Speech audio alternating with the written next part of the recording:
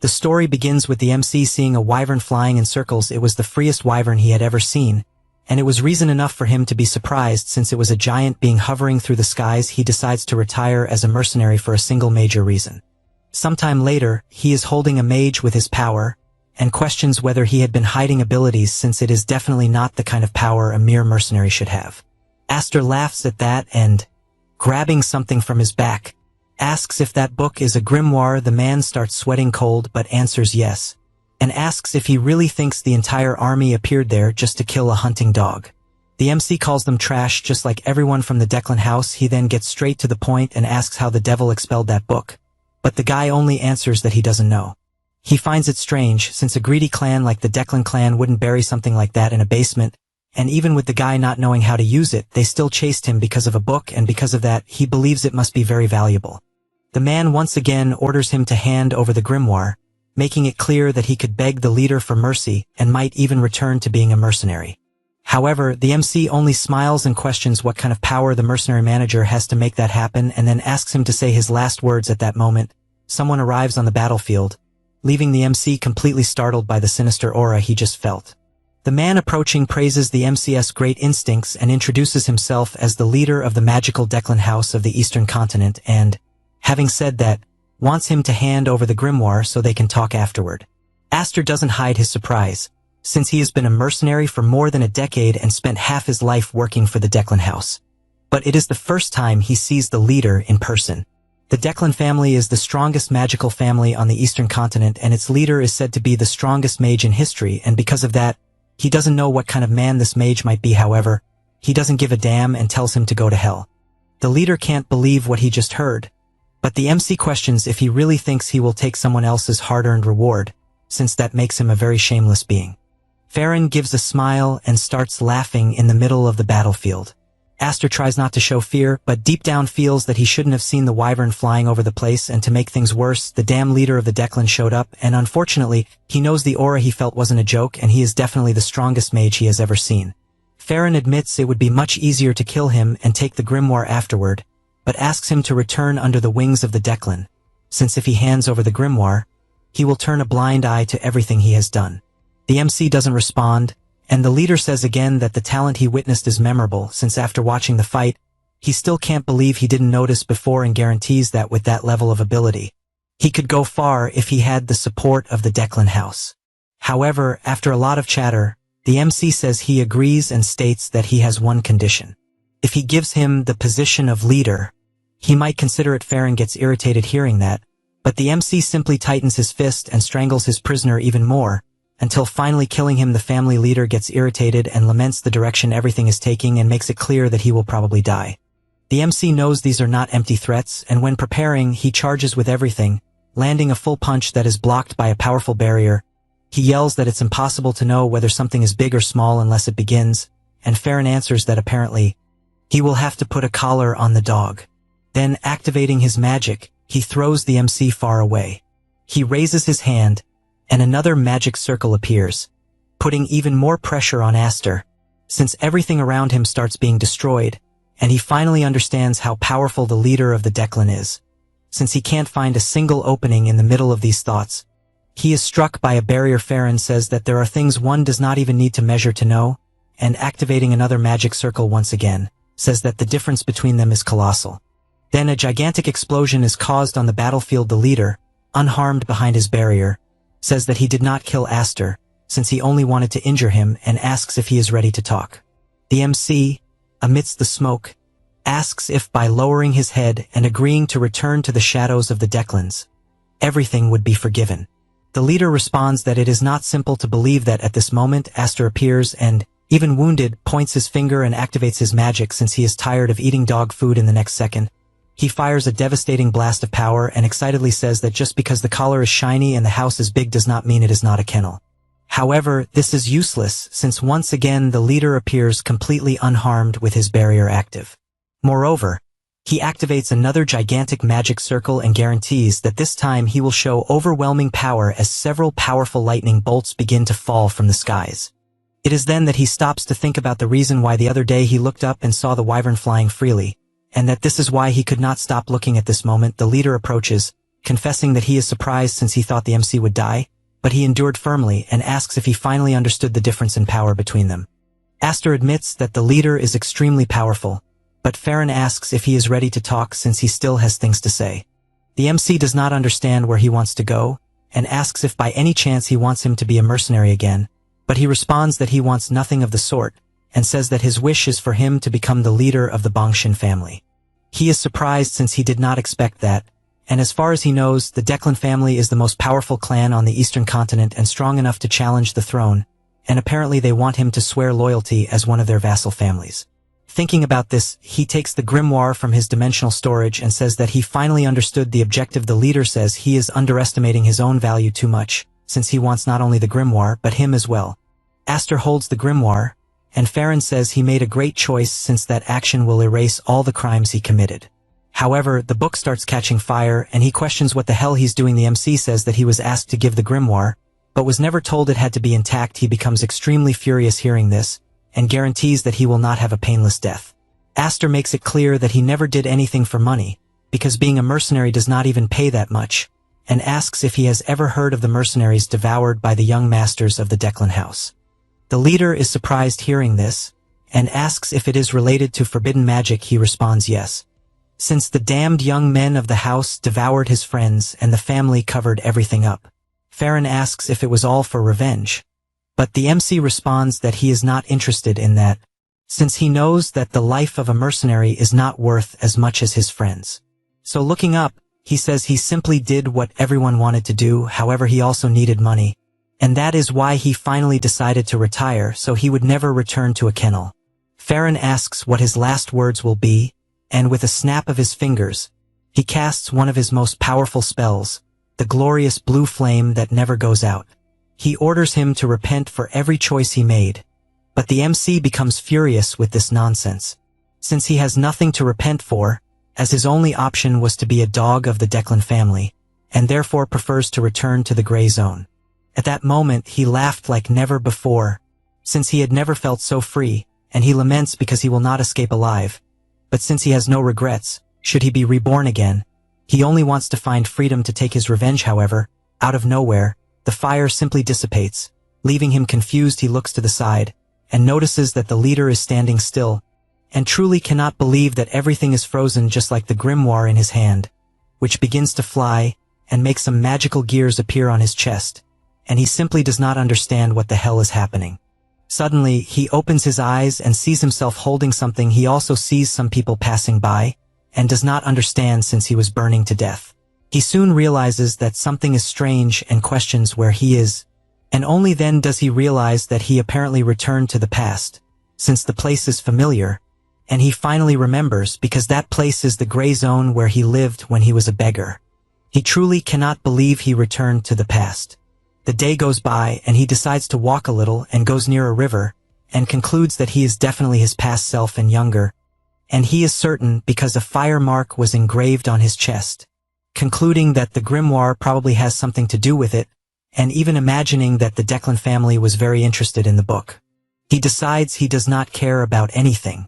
Either way, it's hard to accept, even though it feels too real to be a dream, and since he is alive and brand new, he decides that morning should be productive. After all, this is a situation where everything he does can work out, and only then does he remember that he also had a dream just like his friends.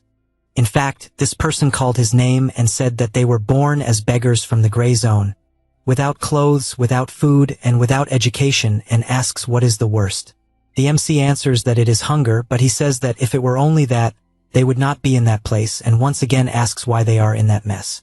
Aster confesses that he is fine since he does not care about anything, but this irritates his friend because he does not like seeing someone so carefree in poverty, and therefore says that if they had studied, they would not be enslaved by the damned nobles.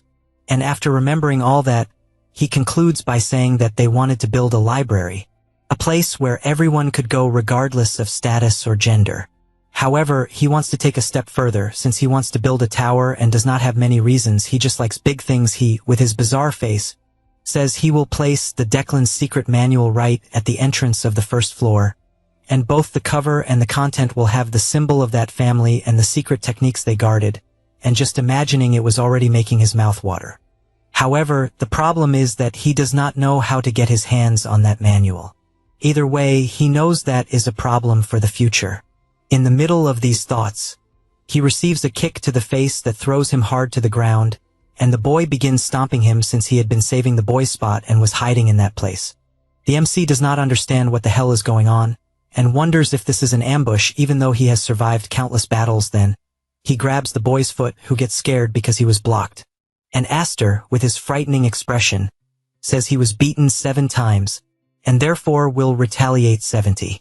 The boy gets scared, but the MC attacks anyway. But when he lands the punch, he hears a crack in his hand. He looks at what happened and does not understand why his arm is swelling. However, because of this carelessness, he takes another punch to the face and begins to be stomped again. He feels frustrated with this outcome since it hurts a lot.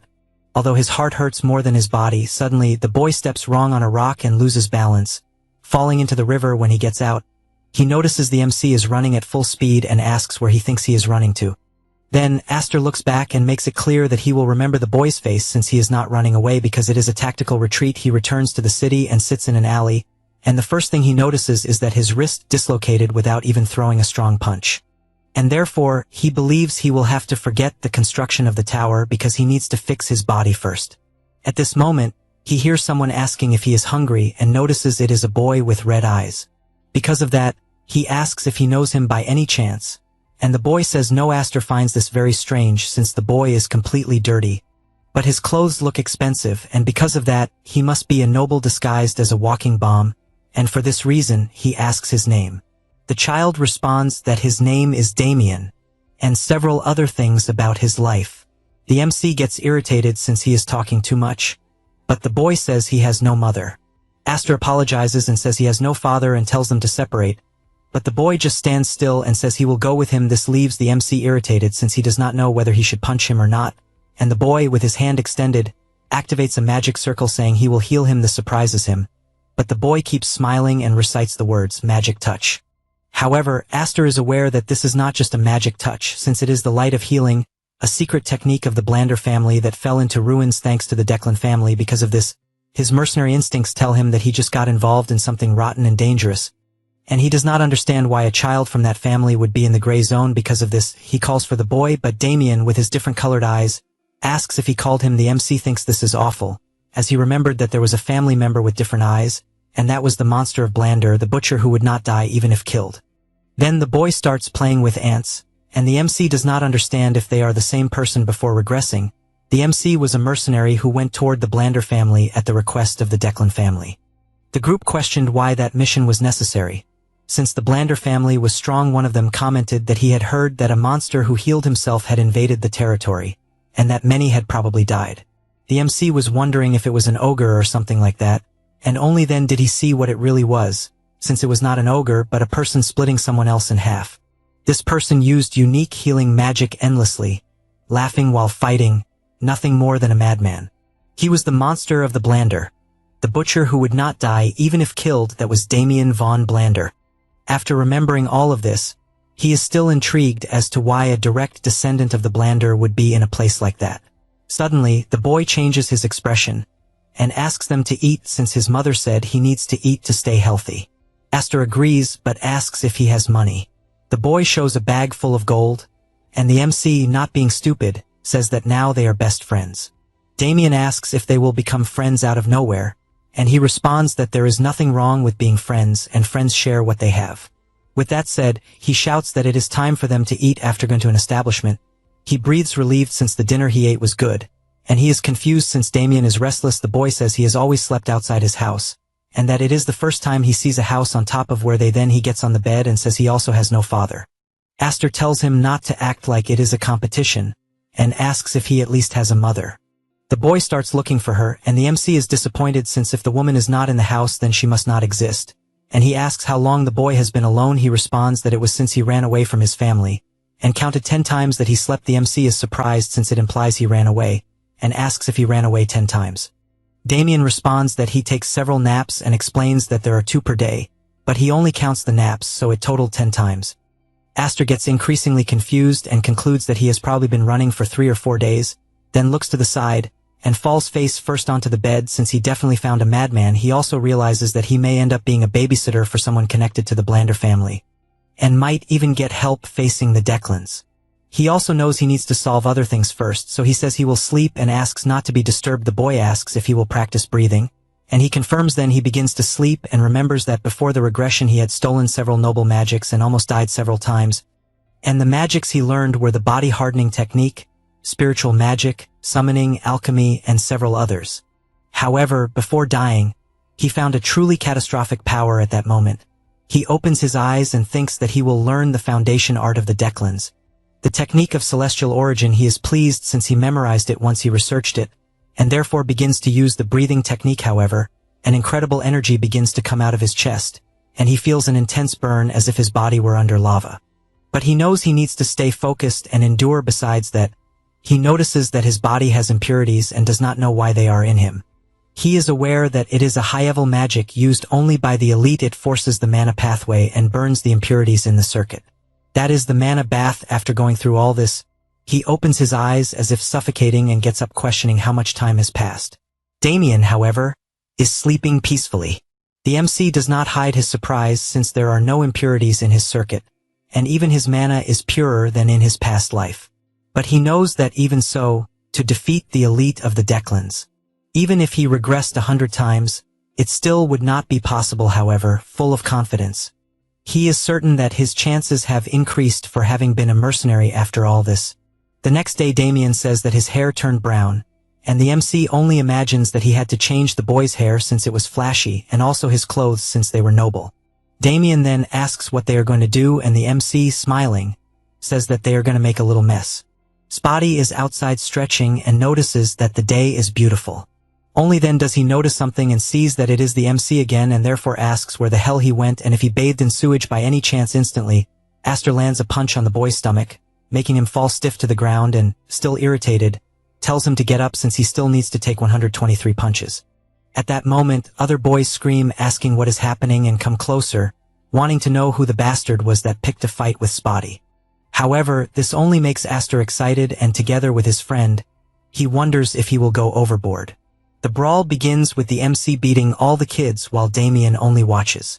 Impressed, he observes the fist concentrating a mana and hitting right after and finds it incredible. Aster asks if he is following it properly, and he admits that it is indeed incredible. Spotty falls injured in front of him, and therefore Damien uses his healing magic. He thanks him, but the MC tells him not to celebrate too soon. The afternoon goes by and Aster keeps hitting the boy mercilessly, always asking how many hits he took. The boy cannot answer, and therefore Damien asks if it is his turn and says he will heal him. The boy becomes even more frightened since he is seeing two demons in front of him. After that, already at night, the MC thanks everyone for being there and thinks the energy was great and is therefore proud. At that moment, someone calls his attention. It was Spotty asking if they could leave since they had been beaten enough. Aster answers yes. But the boy says that the place where they are is his house, and the MC becomes furious since he is asking too much from what he understood, and therefore the boys run away immediately. He turns and notices that someone is approaching. He knows the movement is fast and silent as if it were a mercenary, and believes it must be someone chasing his colleague. He does not understand since he had been careful and knows the situation is not good since he has little mana. Then, he opens his eyes and gets ready since when he was a mercenary, he survived many tight spots. That said, he begins to compress his mana, and after gathering enough, he points his finger at the target since he has only one chance. However, the person running starts sliding on his knees on the ground and shout calling the young master. Damien becomes frightened since it is the butler Alfredo, and the old man crying says he spent a long time searching for the boy and almost fell into depression not knowing what he was doing. Damien asks him to let go, but the butler answers no while begging him to return to the family. The MC finds this scene pitiful until Alfredo finally grabs the boy and turns around, apologizing for not introducing himself, and says he is the butler of the Blander family. He also says he noticed that Damien liked the boy and therefore asks if he would like to go to the family territory. He starts sweating cold upon hearing this because he knows the basic rule of this family is to reject anything dirty, and he cannot see that intention, but he gets excited since he does not care because he will make connections anyway and finds it convenient.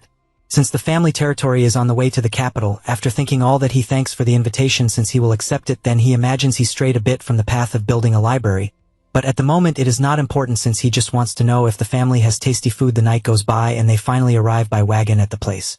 The MC gets off the carriage and keeps staring at how big the mansion is. Alfredo says it is late and therefore they should rest and tells Lancy to take care of everything. She, all charismatic, changes her expression and politely asks the young master to follow her. He knows how frightening his maid is and just agrees, and they all go inside the mansion. The night goes by and the butler starts walking through the house until he knocks on a door, then enters and a woman asks if Damien has arrived. He answers that the boy was in the 7th gray zone. Suddenly, an explosion happens in front of him because the woman became furious upon hearing where her son had been and, enraged, asks if everything is fine and if nothing happened. Alfredo asks her to calm down and says he will explain everything after telling what happened. She says she understands and is relieved. He confesses it is a relief even for the MC who helped Damien. After all, the fury of a mother who was once called the blood, which is something no one could stop there. She says he did a great job and he only thanks her. However, he comments that there is something strange that deserves attention. She asks what it would be and he explains that it is about the friend Damien made because even being a boy, he noticed his presence before even getting close. Since the moment he approached, the MC was prepared to counterattack, and as he got even closer, he realized it was a magical missile. The madam finds this incredible since he is a talented boy and finds it strange someone like that being in the gray zone. The butler changes his expression and so as he has a favor to ask. After that, the next day, Alfredo appears in the MCS room and all cheerful asks him to become his successor. Aster does not understand what the hell is happening and the butler can only imagine it is something so incredible that it is impossible to refuse. However, he receives a no that leaves him stunned. He looks forward wondering if he heard correctly since he was rejected. Damien is intrigued by this answer and the MC thanks for the offer, but says he prefers to leave things as they are. The butler gets an idea because he believes that a boy born in the gray zone never had anything and therefore is overestimating himself. So he begins reciting that the world is very big and at that moment, he must think he can do everything. However, the more he says something, the more the MC refuses and this makes him furious, but he knows he must endure and therefore asks if he has heard the saying of the canyon goblin. Aster pretends he is not even paying attention since he is talking about a wyvern, and this is the last straw for Alfredo, who stomps hard on the ground and begins releasing all his aura, making it clear that he will show how big and terrifying the world is with that. The afternoon passes and the MC accompanies the butler to another room where all the employees are gathered. Alfredo asks the MC what he thinks since all the employees are new, but Aster soon realizes that family is not joking since with the mana. He feels it is hard to believe they are teenagers. However, he finds it funny since looking into each one's eyes, he can see they are nothing but goblins. Once again, the butler asks if he will accept. However, he begins placing obstacles to refuse. At that moment, one of the boys calls and comments that if the MC had really felt something, he would not even think about it and refuse the offer, and since he refused, he must not have felt anything. Alfredo asks if by any chance he is proposing a duel to show his power, and he replies that yes. The butler thinks this is a good idea and therefore asks Aster if he would accept.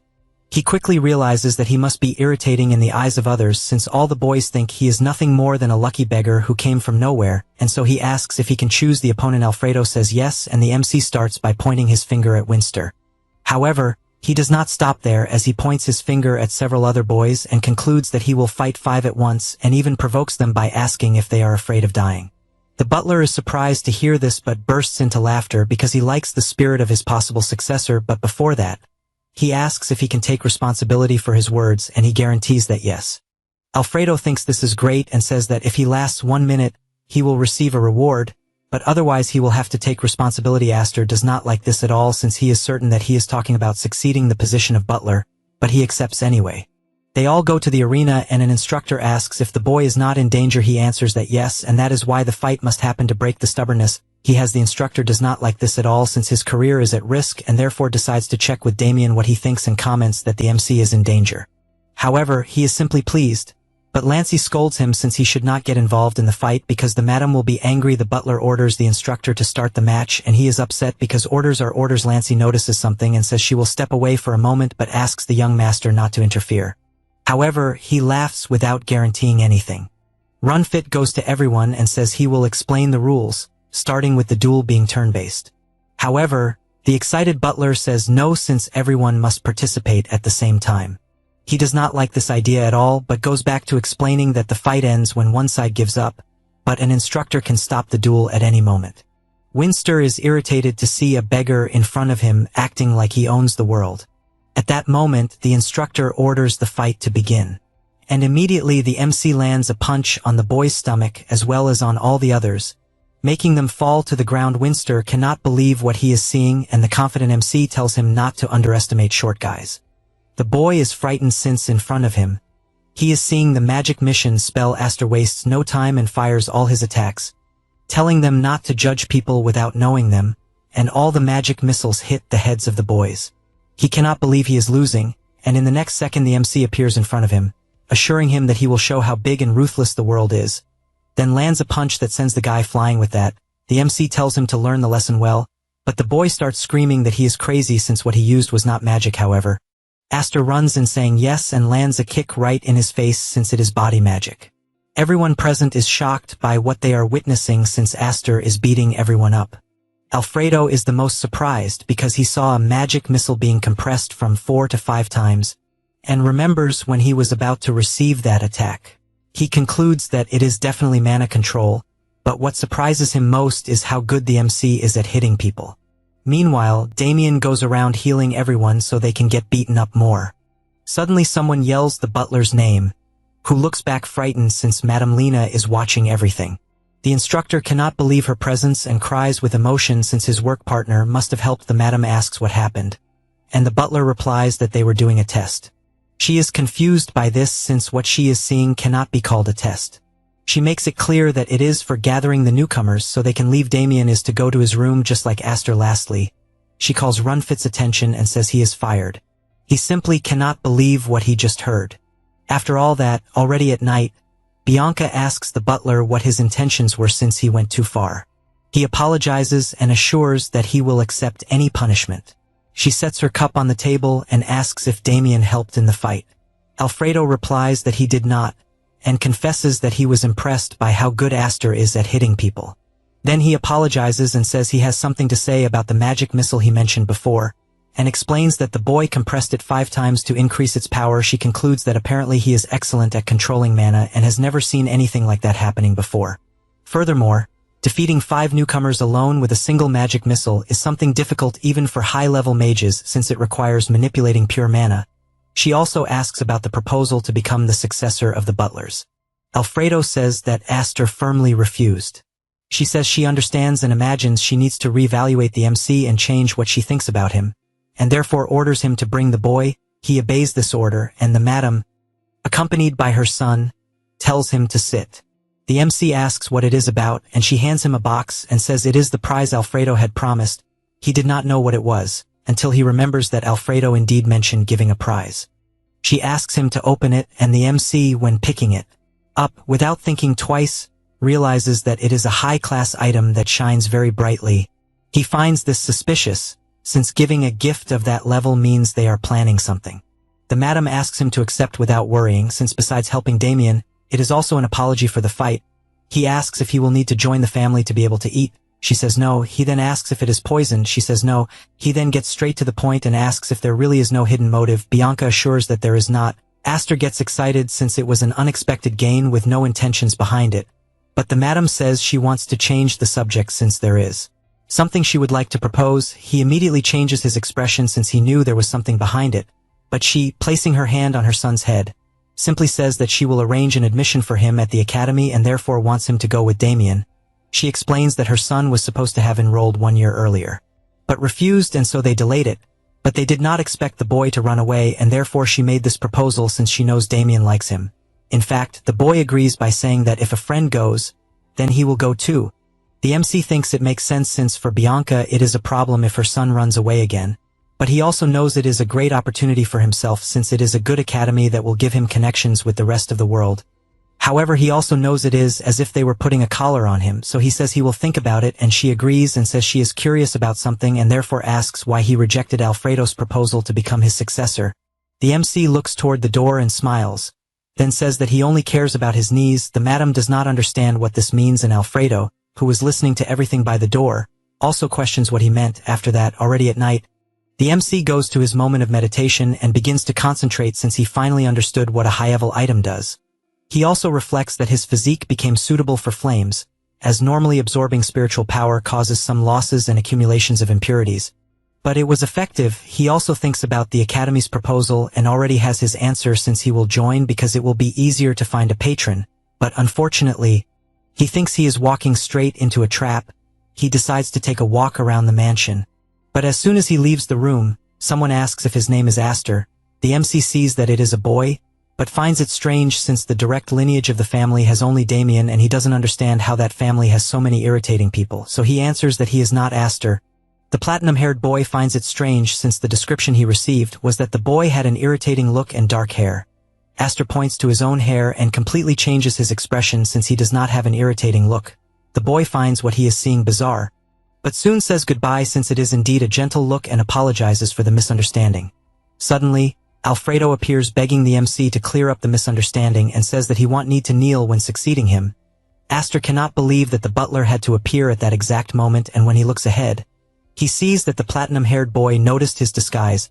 Because of that, he points, asking why he lied like that, and irritated, he intends to do something but realizes that Alfredo is in a bad mood and therefore gives up and leaves, but tells him to go to the mage's hall later.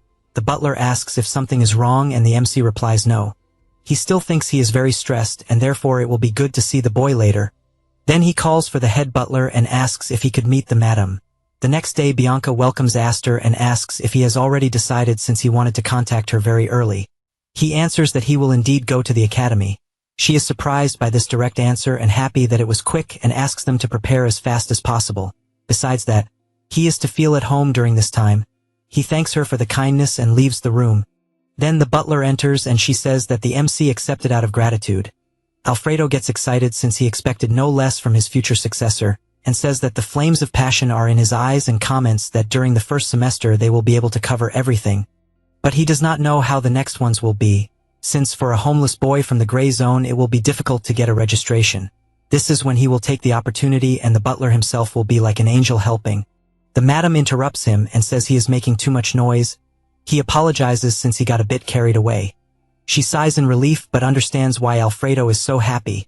However, her concern is that she is aware the Academy's proposal is a flawed plan, but she knows Alfredo's confidence must be because he was deceived in the same way by his former head butler. Meanwhile, the MC is walking outside until he looks up and sees a tower, believing it to be the mage's hall. Because of that, he opens the door and a man asks what he is doing there. Aster remembers that he does not know the boy's name and tries to describe his appearance. With this description, the mage asks him to follow, and after some time walking they finally arrive at the place and the man asks him to watch his head after opening the door. He does not understand what that means but enters the room anyway and finds several papers flying toward him. At that moment a man approaches and says it is a pleasure to meet him. The man introduces himself as Wenji von Blonder and asks if by any chance he is there to see his younger brother. The MC becomes confused since he called the boy his brother. The MC reflects that he learned a lot by infiltrating academies as a mercenary. He learned where mages study magic and they are called penholders and their characteristics are: first, the hair became messy from pulling his strands so much that they stopped growing. From there they divided into stages. Stage 1 denies that the hair is falling and wears a hood to cover it. Stage 2 is for those who stop denying and accept it. Stage 3 completely shaves the head. The last stage is where they try to make the impossible possible, which is magic to make the hair grow, and so far no one has managed to create it. However, he knows things are different with the person in front of him.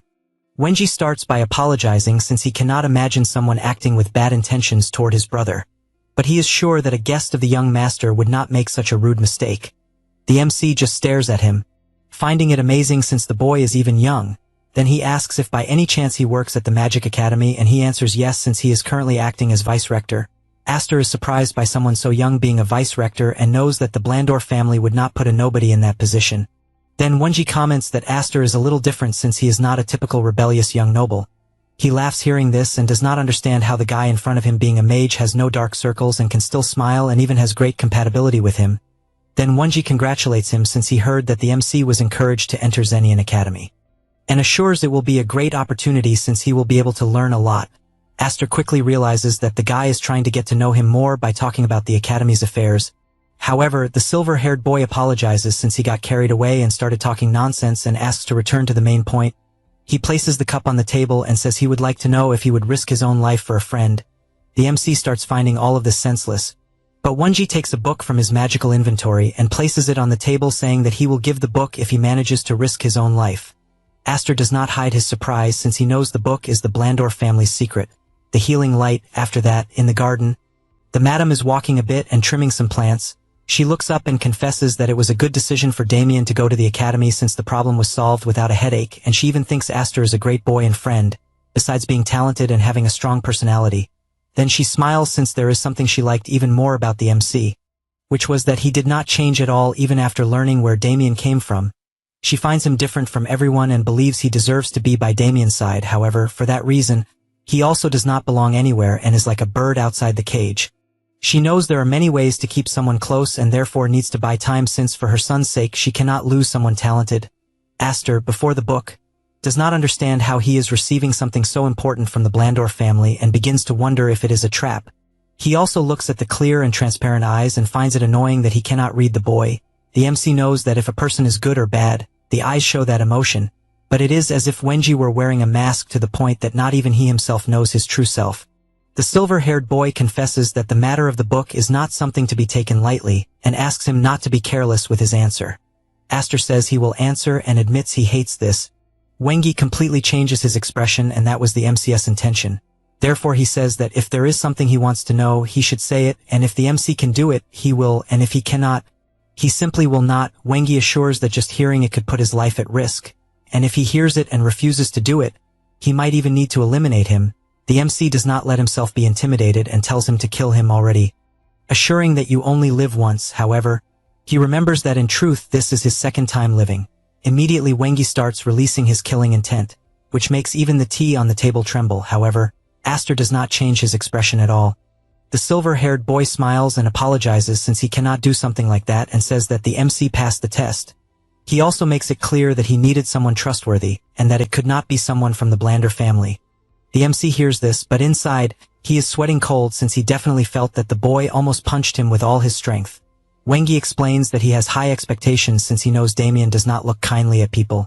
However, his biggest surprise is knowing that the leader of the family, with a great reputation, placed someone from the gray zone beside her son and even imagined there was something more behind it, and says a good pretext ended up appearing and that her younger brother and the guest ended up fighting, and because of that, the older brother called to talk. The MC finds this very suspicious because there must be some reason for the vice dean to use his own brother as an excuse to get involved in a conflict. Wengi says the situation was very difficult and that there is no internal conflict since the Blandor family is very united. Then, he completely changes his expression and says he is being watched by the Declan family. The MC is surprised to hear that family's name and asks why. Wengi admits he will only tell because the MC said he is not afraid of dying, even though Wengi himself has no intention of killing him, and says that in fact he is currently researching the celestial origin magic of the Declans and discovered something. This truly surprises Aster. The boy continues explaining about this secret technique, but the MC interrupts and asks if by any chance he was not supposed to be dead for researching that magic, and questions how he is still alive and why he has not sought ways to destroy it since he is a member of the Blandor family. Wengi says the Declan family is a bit out of the curve and therefore if they discovered it, even with him being the vice dean, he would still be killed. Then, he completely changes his expression again and says that the celestial origin magic, which is the root of all Declan's secret arts, is something on another level, and therefore asks him to imagine an auxiliary method that would improve this secret art that is already perfect by itself, and that is why he could not destroy it, and so he asks if by any chance the MC can feel those feelings. The MC is scared, thinking the guy is not crazy but crazy as hell. Wengi apologizes since he could not hold back and asks if the MC can understand that feeling. The MC concludes the guy is not only insane but tests his madness on his own family. However, he realizes the timing matches perfectly, but in his past life, when the Declans wiped out the Blandor family, they found the result of that research, and he concludes the guy from the beginning saw the possibility of a new origin magic and the reason why the leader of the Declan family was so powerful. Amid these thoughts, the platinum-haired boy draws attention and asks if by any chance he is free since it is something on a large scale. Aster asks why he is looking for him. The boy answers that first, he did not talk about the research to his own family because he believes there are spies. The MC then asks if there would not be someone suspicious since the research secret was exposed, like for example a secretary. He answers probably not and believes it is more related to the acquisition route.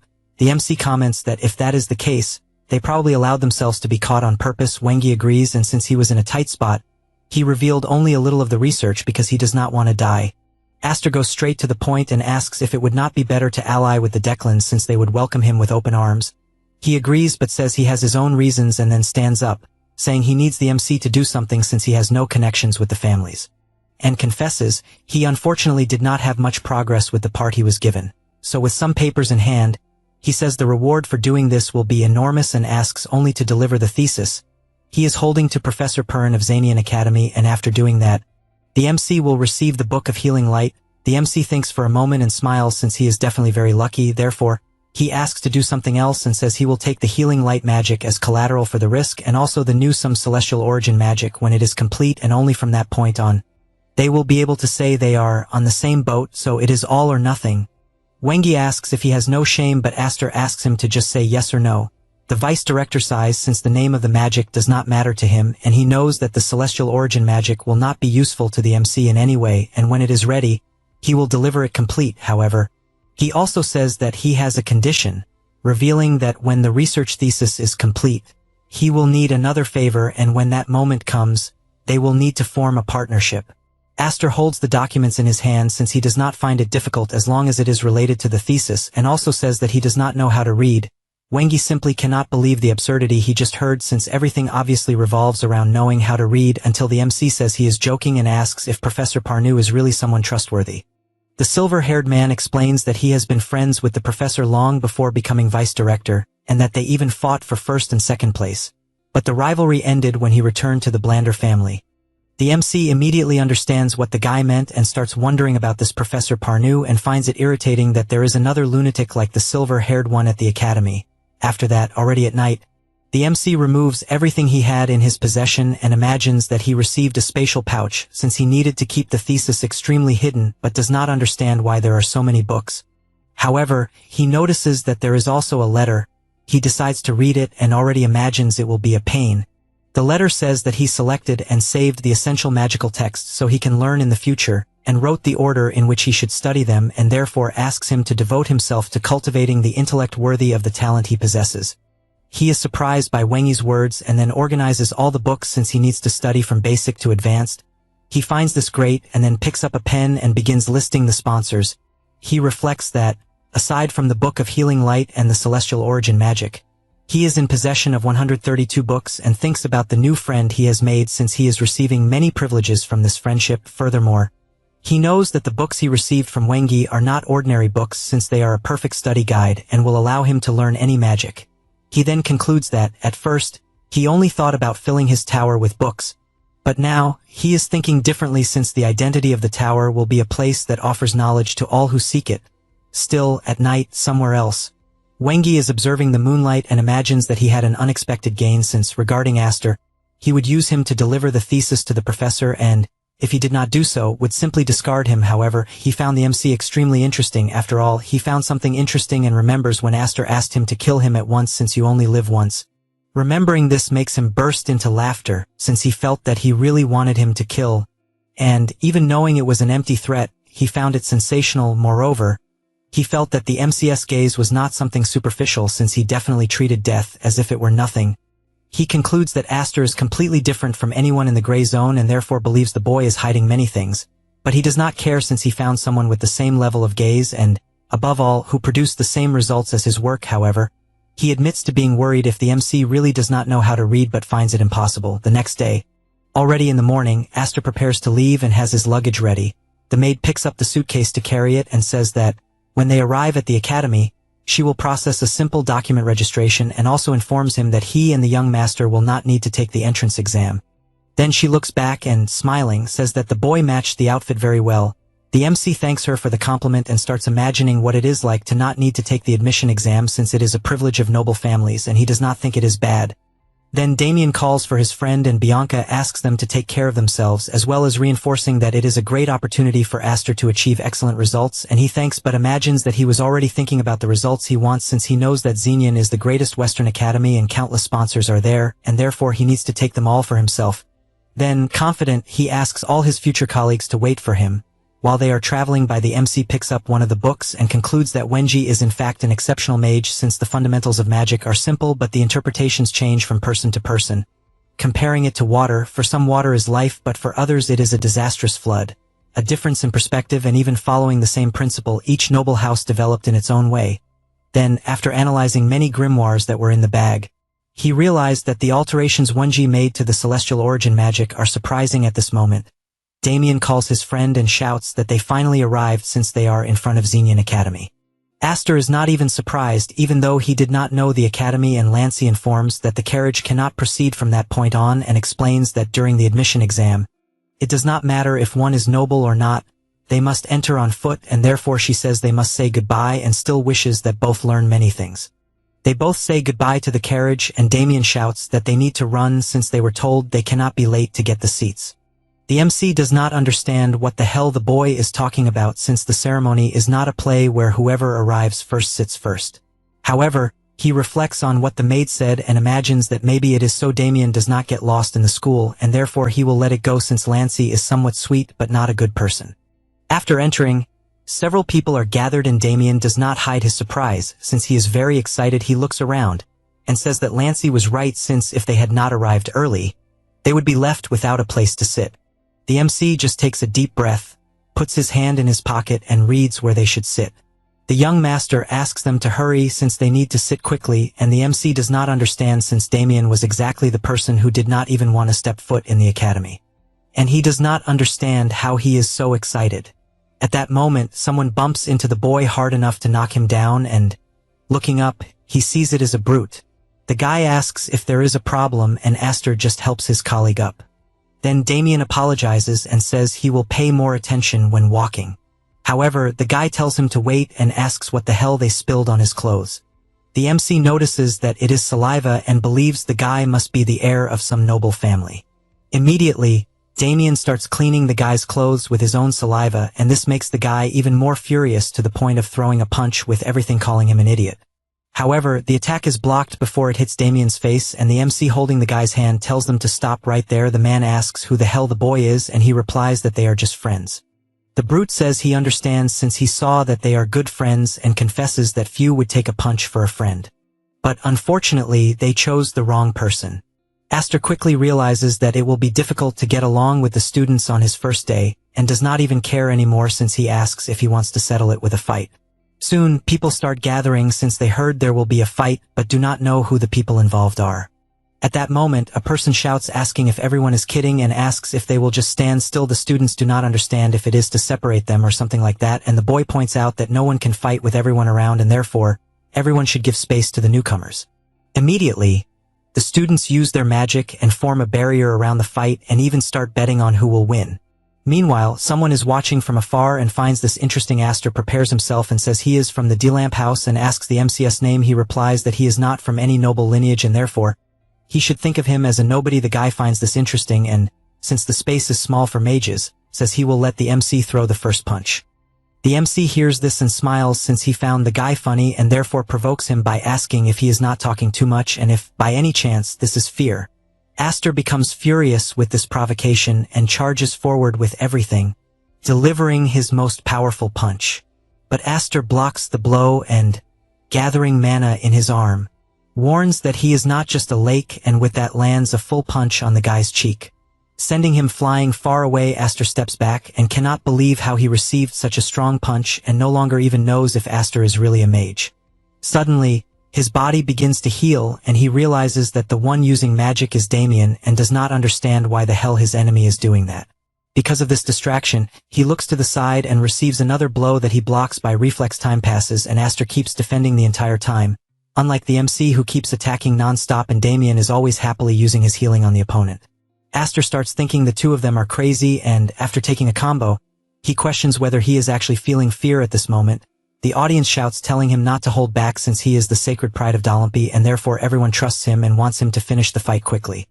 These words enter his mind and he screams furiously because he does not know how a mere second-class mage is acting so cocky, and therefore he throws one of his strongest punches, even surprising Aster since it was not bad at all. The big guy does not stop there and, gathering even more energy in his fist, he lands a direct hit that even causes an explosion inside the arena. This time, the students liked what they saw since they are cheering for Ixter. However, the guy is not happy at all because he felt the punch land, But he also knows it seemed weaker than it should have been. The MC does some flips backward and wipes the dust off his body from the blow he took. Ixter notices this and becomes even angrier to the point of charging in without thinking. Aster finds this interesting, and since he sees Damien healing the enemy the entire time, he knows he must finish it with a single strike. So he begins to concentrate and electrical mana appears in his hand, a technique he developed with his partners in his past life. He prepares himself, and since the opponent is right in front of him, he does not waste time and charges forward, landing his collision-style technique. The impact is so strong that even the students outside the barrier feel it. They cannot believe what they felt, and after looking at the fight, they see Ixter falling to his knees and collapsing to the ground. Everyone is too shocked by the result to react until the MC appears through the smoke and with a serious face orders everyone to applaud and shout. Immediately, all the students cheer excitedly, since it was an incredible fight. Damien then calls for his friend, and with a smile says he is happy they won. Aster is satisfied with the outcome. Meanwhile, a student is watching from afar and admits he never imagined there would be a mage who fought so well at that moment. Someone shouts telling everyone to leave, and the furious inspector demands to know who started the fight on the very first day of class. The MC notices the problem he caused, but deep down, he is fine since he is a mercenary and could escape that place in many different ways. However, Damien shouts that it was him and Aster who started the fight, and the MC, hearing that, simply cannot believe what he is hearing since this kid is crazy. After that, they are taken to a room, and the school inspector says that since the two confessed, they will let it slide without punishment, but guarantees he will keep an eye on him from that moment on.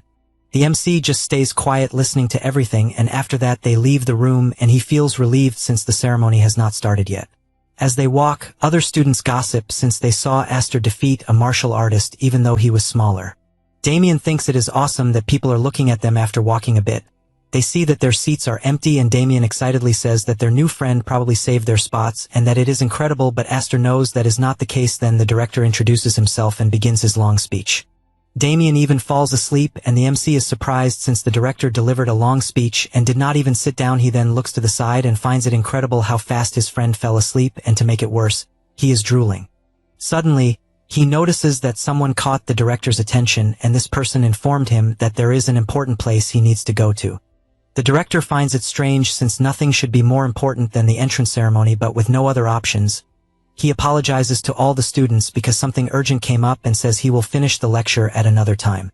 Because of that, he calls Jera, who approaches with her long hair, but out of nowhere, she lets out a scream telling everyone to pay attention. Since it was so sudden, all the students get scared, including Damien, who even wakes up. She introduces herself and informs everyone that she will continue the ceremony. First, she asks to begin with the freshman's oath, and the first will be the representative of the division. Dahlia of Danae. The girl starts climbing the stairs, and everyone whispers that she is the third daughter of the family head and probably has incredible abilities. The MC also observes and reflects that the Danae family is the second most powerful. Only behind the Declans in this family, Dahlia grew up to become the future representative of the eternal second place. He knows she is a capable girl, and, in the past, since they did not get along so well, others might imagine they were terrible friends. Either way, he finds it interesting to see her entering the academy that year.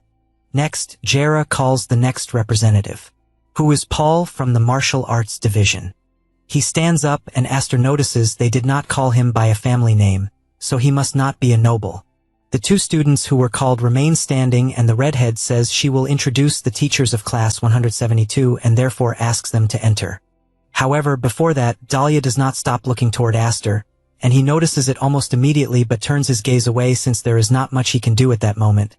The girl falls to the ground because she was not paying attention. Meanwhile, the MC is watching carefully, because he needs to find out which of the teachers is Perrin. After a few introductions, the last teacher arrives and introduces himself as Perrin, the one in charge of the magic principles of classes. The MC is surprised since he was actually expecting the man to look like Wonji.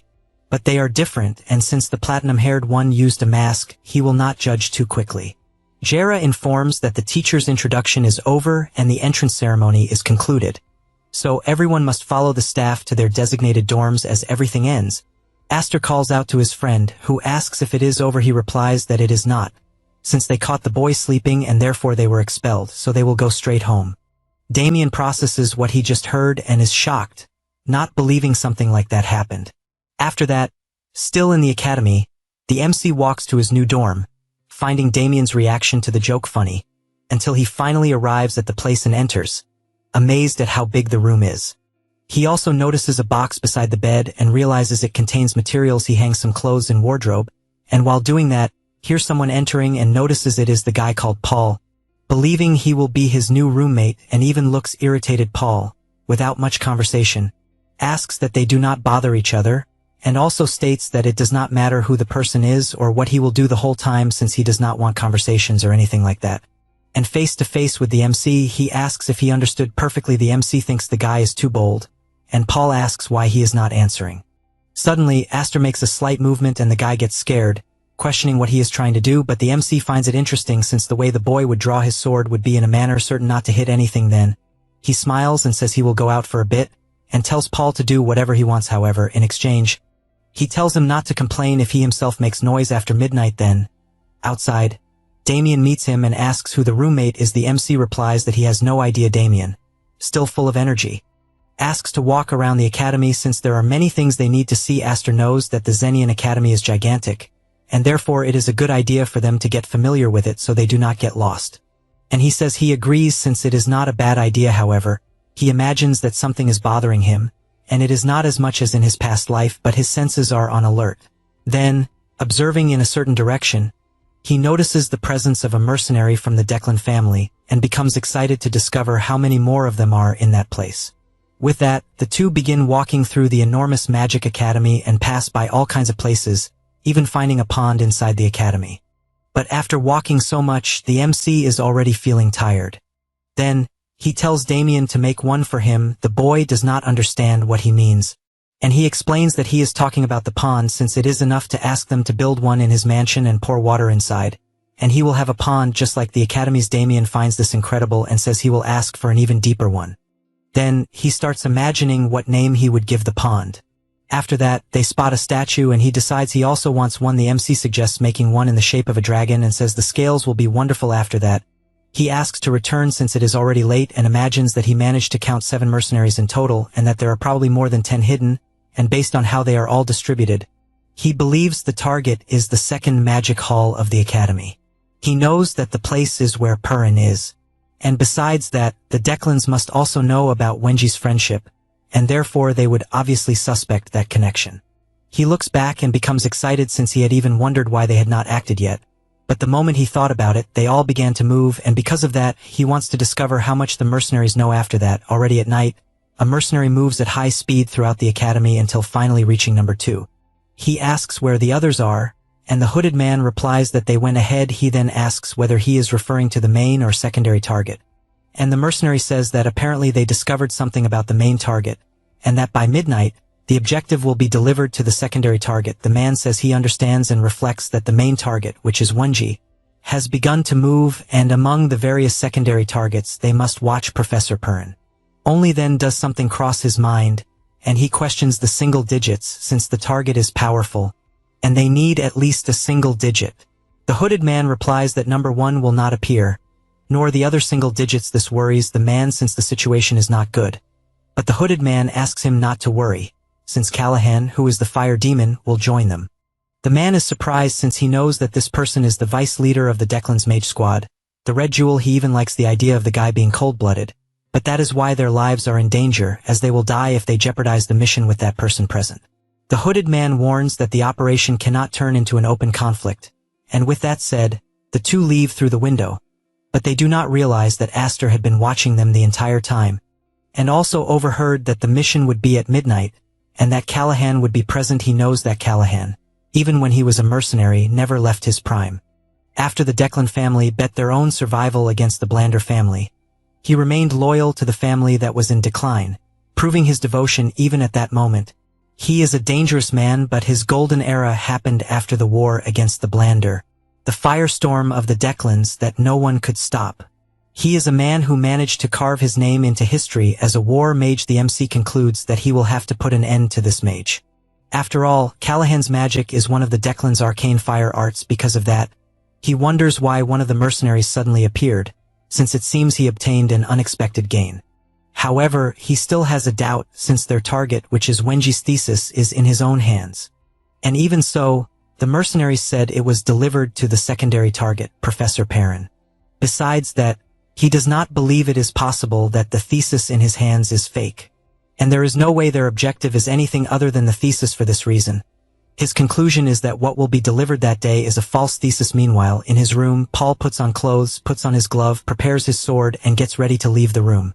But before that, he looks to the side to see if the MC is sleeping, even though, in reality, it is a dummy. At this moment, in the magic hall, Perun is reflecting and sighs, since he thinks the Declans are bastards because he tolerated it when they crossed the line and did nothing major. But they invaded his territory, and he does not understand why they are so confident. At this moment, the door opens and someone enters. Perun notices that they are mercenaries, but he immediately calls Paul by name since he recognized him, and even asks him to define the disguise better next time. The boy simply shows an envelope, and the professor, after looking at it, says that he probably will not have another chance to do this. Paul begins to cold, but the professor only grabs the hand and immediately notices that it is Wenji's, and concludes that his friend planned to deliver the thesis avoiding the Declan's eyes. And even then, they were caught in an idiotic way. However, he does not think that is the case and does not understand what trick Wenji is using. At this moment, an explosion is caused in the hall, and the man responsible says it is a pleasure to meet the professor. The one responsible was Callahan, who introduces himself and wonders if a mere laboratory professor knows him. Paul prepares his sword since he was caught by surprise, while the fire-haired man says he did not know he had a mercenary as a guest, and once again asks if the professor recognizes him. At this moment, he changes his expression because Perun replied that he had never heard of him, and, standing up, orders him to say what he is doing in that place, since the stench of shit is ruining his nose. Callahan finds this funny and confesses that he has never had so much fun since no one ever dared to speak in that way, and pointing at Paul makes it clear that the boy will die and also warns that the professor will be left with only one eye. He says this and casts his magic, completely blowing up the hall where they are. Paul did not even have time to see what happened until he looks to the side and sees that he was protected by the professor's ice power. Perun calls his attention and warns that he will not treat him in that moment as a student, but as a mercenary who will have to protect his own life. He replies that it is not a problem. The professor notices that not even an alarm went off, and therefore the Declan family must have used concealment magic. So, at that moment, apparently the only one he can trust is a rookie mercenary. Callahan one day says that apparently the envelope is from the Blander books, and it also seems that it will not be delivered willingly, and excited asks if they want to play. At the same moment, an incredible aura of fire begins to overflow, but the professor still shows no reaction besides that. He also summons his ice magic and both attacks collide, completely destroying the tower with such power that it was seen from afar by the MC, who is not surprised that the fight has already begun. Then, he takes a mask and puts it on. Then, prepared, he says that at that moment he is not Aster, but the number one mercenary in the world. He stands witnessing the destruction and with his hands together makes his prayer, asking please to be given permission to become a good mercenary again. However, he knows that there is nothing good about him and jumps toward his current mission. Meanwhile, in the completely destroyed tower, Callahan bursts into laughter while praising the mercenary for surviving so well. Paul is completely pressured, and after looking down, he realizes how lucky he is since the talisman he received earlier is a protection one. At that moment, the professor appears ordering him to get out of there and counterattacks the firepower with his ice power. Then, he praises the mercenary for surviving so long and therefore can believe in him a little more. He says that and casts a spell on the sword which surprises the boy since it is ether magic. An enchantment magic. The professor asks if he can keep blocking the attacks, and he replies that he can block as much as needed. He says this imagining that since he cannot retreat, he will have to block or he will die. Callahan calls the attention of both and says that a mage and a warrior make a great duo, but he casts another powerful fire spell that is blocked by a slash from Paul. The professor realizes things will get complicated and concludes that if they continue the way they are, it will be a problem, so he imagines he will have to use his trump card. The amount of mana present in nature is limited, and two commanding entities are ordering it at once. Then, a struggle for control begins between the entities, and because of that, he wonders how much that guy would endure.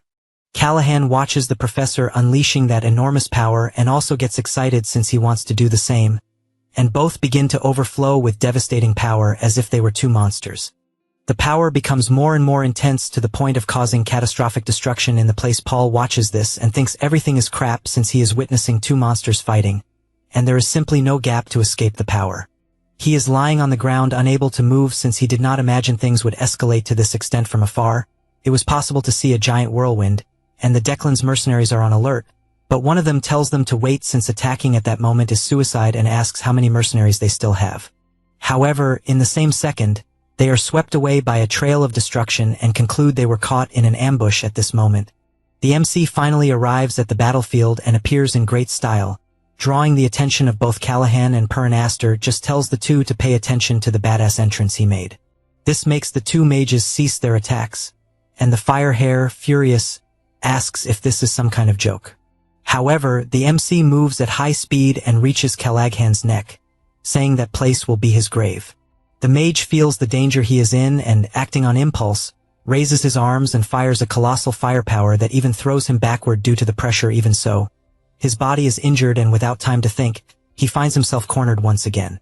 He tries to do something but cannot due to the mana deviation he suffered, and at that moment, several mercenaries appear to help him, and he takes the chance to grab a mana vial and starts drinking it to fix the mana deviation problem. Then his concern is knowing how the hell someone so powerful appeared out of nowhere. Besides that, he is surprised since the MC is wiping the battlefield with his incredible powers. Callahan simply cannot believe how amazing this is since the movements show no sign of mana waste, and only then does he realize he is getting impressed by the enemy. So, he changes his reaction and shouts that everyone will die, saying that he fires one of his most powerful fire spells, completely sweeping the place and even taking his own mercenaries along with it. The MC just watches this power approaching, and a devastating explosion happens the next second. Callahan wonders whether he hit his target or not, and knows that other allied mercenaries were caught in the attack, but he does not care since the important thing is completing the mission. He sighs since being so destabilized does not match his style. He sees a vial on the ground, but when he tries to drink it, he gets startled since he heard a voice in the smoke. It was the MC saying that on the outside Callahan looks like a lunatic, but deep down, he is nothing more than a cold and cunning snake. Then he appears with his magic missile aimed and guarantees that such coldness will kill him. He says this and fires the attack at maximum power, leaving the vice leader without any reaction and still standing even after taking the attack that simply pierced through the middle of his forehead, finishing him with that single strike. Aster approaches the body and admits he expected nothing less from the powerful Callahan since any other mage would have died in the ambush he set, but his reflexes were as good as always, and his last spell ended up working in his favor since it eliminated other mercenaries and created a smokescreen, and if it had gone on longer, he would lose. After all, his mana is still very low. He starts rummaging through the body until he finds a pouch since he knows that most war mages do not trust anyone, so they carry their own grimoires. He keeps it since he knows the pouch has a recognition spell, but he will undo it later. Then he looks to the side and tells the professor that he is late. He responds that he was busy dealing with some rats since he captured countless mercenaries. Then he gathers energy in his hand and asks if by any chance the MC is also one of those rats. He responds that he just dealt with a lunatic who is an ally of the Declan clan and still receives such a question. The professor concludes that apparently he showed up on Wenji's orders, then tells him not to worry but keeps wondering who the person Wenji trusts so much is. Then he asks who the mercenary boy who was with him was, and if by any chance they divided the research into two parts. Aster says that the research he received is probably fake since Wenji likely planned all of this using the boy as bait. He says this but imagines that even using a concealment spell, the fight was extremely intense, and even though the report was delayed, it is strange that the Imperial Knights still have not appeared and believes that the Declan family bribed them. Perrin then asks if he has the real thesis, and he responds yes, handing over the papers. The professor takes the papers in his hand, and after reading, asks if he knows the content. He responds yes and confesses that he does not even care about fighting. He just wants to know if he is sure he wants it, since he would not like to lose a great ally. Perrin agrees since he received the papers safely, and therefore asks to end this. But before that, he wants to know what he would like in return. Aster does not understand this, and the professor says that Wenji only trusts one type of person, someone who has clear desires that align with theirs, and since he earned that trust, he thinks it is fair to give something in return. The MC finds this interesting and responds that he wants a book. The professor does not understand this, and he explains that he will build a large and majestic tower, and inside it, he will place books for anyone to read, and he would like one written by the professor about the perspective of arcane sciences. Perrin finds this funny since this is not something everyone will be able to understand, but he did not think the idea was bad. The MC says he is leaving, but before that, the professor questions how they will keep in contact since he has more papers to deliver. He becomes thoughtful about this, and after opening his dimensional pouch, He takes an item and throws it toward the professor, saying it is a communication crystal. Perrin takes the item in his hand, and after trying to say something, realizes he is already alone. Sometime later, the Imperial Knights arrived at the scene, and everyone present who was still alive received help. The area was quickly isolated, and the MC, already in his sleepwear, pretends he knows nothing. Damien notices his friend's presence, and asks where he was. He responds that he was taking care of some business, and imagines that he has the body of Callahan and the mercenaries, and since the evidence is clear, the Declan family will stay quiet for a while. Then he thinks about his seal, which reacted during the fight, and normally that does not happen, but it was good since it helped him block the powerful attack he received, and therefore he does not complain. It is an elemental technique that mages use often, and prevents the caster from being harmed by their own magic. He remains thoughtful about this, and concludes that he will have to investigate it further. At this moment, someone calls for him. It was a student introducing himself as Chinbi. Aster asks what he wants, and the boy comments that he fights very well. The MC becomes worried that the boy may have discovered his identity, and if that is the case, he believes he will have to kill him. The boy says he found the fight he saw during the admission ceremony incredible, and therefore asks how he can fight like that. The MC feels relieved since he apparently gained a good reputation, and only replies that his opponent had little ether, but things will change the next day, and with that, he walks away. Chinbi, a little embarrassed, says he wanted to stay with him since he hasn't made any friends yet, and asks if he understands. Aster imagines that yes, and knows that the Academy promises equal treatment regardless of origin, but that is a promise from the Academy and not from the students. The boy says again that he was very nervous, and that when the problem spread, it will be strange to be alone. The MC says he understands, and the two continue talking normally, with him even imagining that it's good to have someone normal to talk to from time to time, since in this new life, he has only met lunatics and even forgot what a normal person is like. Then, he concludes that it is time to start his academic life. After that, the next day, all the students are gathered in the classroom. Damien does not stop yawning since he is dying of sleep at this moment. Chinbi appears greeting the two, and says he can't believe they will have classes right after the chaos that happened the previous night. The MC agrees, and also notices that his new friend does not seem to be from a noble family, or have much money. But even so, he is not shy, is even cheerful, and seems like a decent person. The boy calls his attention and comments that he discovered their teacher will be Miss Zira. The MC does not understand what he is talking about, and he gets excited to say who she is, since she is a woman who massacred a horde of trolls alone. Right after, the teacher arrives, and the MC finally understands, since in reality, he is talking about Professor Jira and did not know her real name was Zira, who was at the entrance of the ceremony. She greets everyone, introduces herself, and talks about the chaos of the previous night, but says that something like that could not hinder their studies. She then informs them that she will measure the mana of everyone in the room, since this measurement evaluates the quantity and quality of each one's mana, and she asks if anyone knows which of the two is more important. At that moment, a person raises her hand. The student introduces herself as Arzan, and says she does not know if there is a concrete answer. However, she would say that quality is more important, and explains that when facing a mage as powerful as yourself, the one with better quality mana would naturally have the advantage. The MC hears this and imagines it is simply the book answer, since mana quality affects precision and stability, and even if you have a lot of magic, it is useless if you cannot hit the target. But in truth, he knows reality is different. He barely thinks about it when the teacher clicks her tongue. Displeased, frightening the girl, she then asks what her family is. Arzan replies that she is from the Barony Pelham family. With that, the teacher takes a deep breath and says she expected no less from just any family. This comment leaves the girl extremely upset, but Zira, not caring, asks if anyone else would like to try to answer. She notices that no one is speaking, so she points to another student. He stands up and says he believes that the quantity of mana is more important, since in large-scale battles, quantity would be better. Aster reflects that in fact the thought is correct, and from another perspective quantity can surpass quality, and in summary it depends on the situation.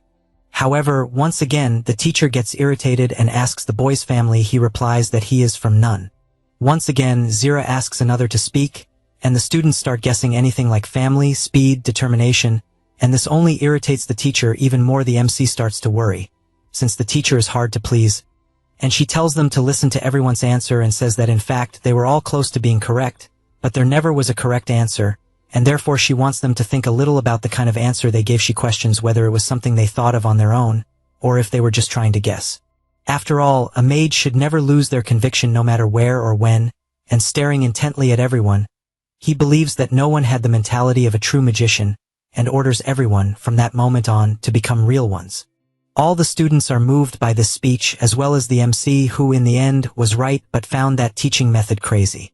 With that, the teacher announces the mana measurement and calls Arzin first. Zira says that the girl will be the representative of class M3 of the magic division since she gave a very good answer, and because of that, she will record the mana levels of her classmates. The girl runs excitedly, and Aster notices that teacher's way of training. Meanwhile, Chinbi is dying of envy since he wanted to do that. Zira asks the assistant professor to proceed, and he, with a cape in hand, removes it, revealing the magic device. The teacher comments that many probably have never seen that magical item, and that it is time to discover everyone's mana level. After all, what she wants is to discover if there is a monster among them. She explains that the student just needs to place her hand on the crystal ball and force the circulation of mana into it. Arzin does this and feels the crystal overflowing with enormous power until an information appears on it. With that, the number 4 appears in a magic circle. The teacher says that among the various indicators in the magic circle, the main one is the large number in the middle, and explains that it represents the refinement index. In other words, mana quality can go from level 1 to level 10, and Arzin is at level 4. So considering that last year's freshmen were on average level 3, it was quite impressive. The girl thanks her for the compliment. Then she goes to the mana quantity measurement, and hers was level 17. In this case, mana quantity can go from 1 to 100, and last year's average was 15. So the girl's result was a bit high. The teacher says that both the quality and the quantity of the student's mana are excellent, and therefore congratulates her, leaving the student dying of embarrassment with so many compliments. Meanwhile, the MC observes attentively. After some time, several students did their measurements, and they commented among themselves on what they needed to improve. At this moment, Chinbi stands up asking for his mana to be measured. The MC asks if he wants to go so quickly. At this moment, they hear a scream because a girl achieved a refinement of level 6, even though the average was 3, and also a mana quantity of level 20, which was surprising. The assistant asks for her name, and the girl answers that she is called Farayan de Denai. Aster immediately realizes that she is from the same family as Dahlia, and judging by her hair color, they must be from collateral bloodlines. The assistant admits he is surprised and did not expect less from a descendant of a noble family. She laughs and thanks him. At this moment, Damien wakes up not understanding what is happening, and the MC explains that they are measuring mana. The boy gets excited and shouts because he wants to try, and that shout embarrasses Aster since he is drawing too much attention. The three begin descending the stairs, and the students watching them whisper that the heir of the Blander family looks too young, and that the person beside him was the one responsible for hitting Ixter. He hears all of this and laments it, since he did not want to be known for beating up a child.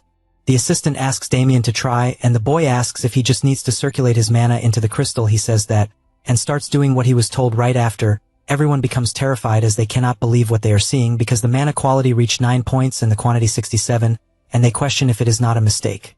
The MC finds this funny, even though it is normal for ordinary people to react this way to a genius. After all, it is a wall beyond what common sense can understand. He admits that he knew Damien was a genius, but not that he was so absurd, although it matches the monster of Blander, who was extremely powerful, and apparently he was just born like that. He believes that in his past life, if Damien had dedicated himself, the entire continent would have changed. But he knows that in this life things will be different, and that the Blander family will forever be an obstacle for the Declan, and will make Damien transcend beyond any common limit. The assistant praises Damien as someone worthy of the Blander family, and asks him not to let fame get to his head. The boy, not understanding anything, just says it's fine. He runs back and asks the MC to measure as well. Aster thinks about this, and imagines that everyone must be curious about his measurement, since he is not from a noble family, and yet stands beside someone from the Blander family. Besides having beaten the second son of the Dalump anyway, he goes to the crystal, and decides he will stay discreet with a median score to avoid problems. He begins adjusting the property of his mana a little, and also using a decent amount. But when doing so, he becomes confused because he does not understand why the limiter is so low, and believes he messed everything up since it will come out much higher than expected. With that said, his refinement index was level 10, but the numbers started rising so much that the system began to bug, and ended up giving an error since the limit was exceeded, and therefore the device had to be restarted. People do not understand what the hell limit exceeded means, and Damien just shouts that his friend is incredible. The MC tells the assistant that the device is not working, and that they will need to measure again, but Damien says it is correct. The MC only imagines that the boy should shut up, but Damien does not do that, and insists even more that the test is absolutely correct, irritating the MC more and more since he wants him to just shut up. The assistant restarts the device, and Aster takes the test again, giving level 3 in refinement and level 15 in total mana. He breathes in relief since he was much more careful, but gets scared when hearing someone shouting that it is bullshit. He turns and sees that it is Damien, and asks where he learned that curse word. The boy, completely irritated, replies that a friend taught him that when something is a lie you call it bullshit, and therefore he thinks all of that is bullshit. The MC begins to sweat cold since apparently he can no longer speak carelessly near Damien. After that, in the afternoon, in the first magic department, Zara is restless, and all she imagines is the renovation of the second magic department, and the attack by Declan and the mage called Callahan against Professor Perrin. However, she knows that this professor was quite famous in the past, and therefore should be able to handle it. At that moment, the assistant approaches and says he has the measurement results in hand. He delivers the report, and she notices that the level of that semester is quite average, and soon sees that Damien had a suitable score for the greatest talent in the family's history. However, her surprise comes next, since in Aster's report it was stated that he had to redo the test due to an error, and the error code was limit exceeded. She becomes intrigued by this, and ensures she will keep an eye on him. Meanwhile, Damien asks if it looks good and shows a mana dragon. The MC replies that it looks good. The boy feels relieved, but Aster says it would be interesting to make it a bit more dynamic. Shinbi is surprised by everything he is seeing, since even the great Pharion managed to manipulate only one spiritual body, and Damien is playing with mana as if it were nothing. But suddenly, the NPC changes his expression and tells the protagonist that if he asks the great mage Ahimbri to please accept him as a disciple, he might be willing to help and train him. After that, the protagonist leaves Ahimbri's room without saying a single word. Not long after, the system informs him that he completed the Nest Egg quest, obtained the title of Ahimbri's disciple, and that the quest, Ahimbri's Teachings Part 2, has begun, which requires him to reach level 40 before meeting Ahimbri again. The reward will be a skill book of the corrupted tracker ring. Then he remembers the pathetic scene. He had to act out exactly what the NPC told him to do, so he gets furious, thinking Ahimbri really is a con artist. Meanwhile, in some dungeon, a fierce monster has been completely defeated. They shout to end the battle, and for anyone needing healing to head to the healers. One of the players tells his captain that their guild finally did something big. He agrees and asks the warrior to tell everyone to regroup after resting. He then runs over to another player, thanks him, and says he was even stronger than expected. That player is the knight who went after the protagonist. He replies that it was no problem at all, and that it was all thanks to the other players who supported him so well. The guild captain insists that wasn't the case and says that if it had been just them, at least 5 members would have died. That's why he believes it was thanks to him that they completed the raid with no casualties. He also admits he had doubts when he heard there were helpers who accepted money to assist in boss raids, and says he's really glad he hired him. Then he takes a pouch of coins and says it's all they have to offer. The knight notices that this isn't the promised payment. The captain awkwardly admits he knows that but says it's separate from the original deal.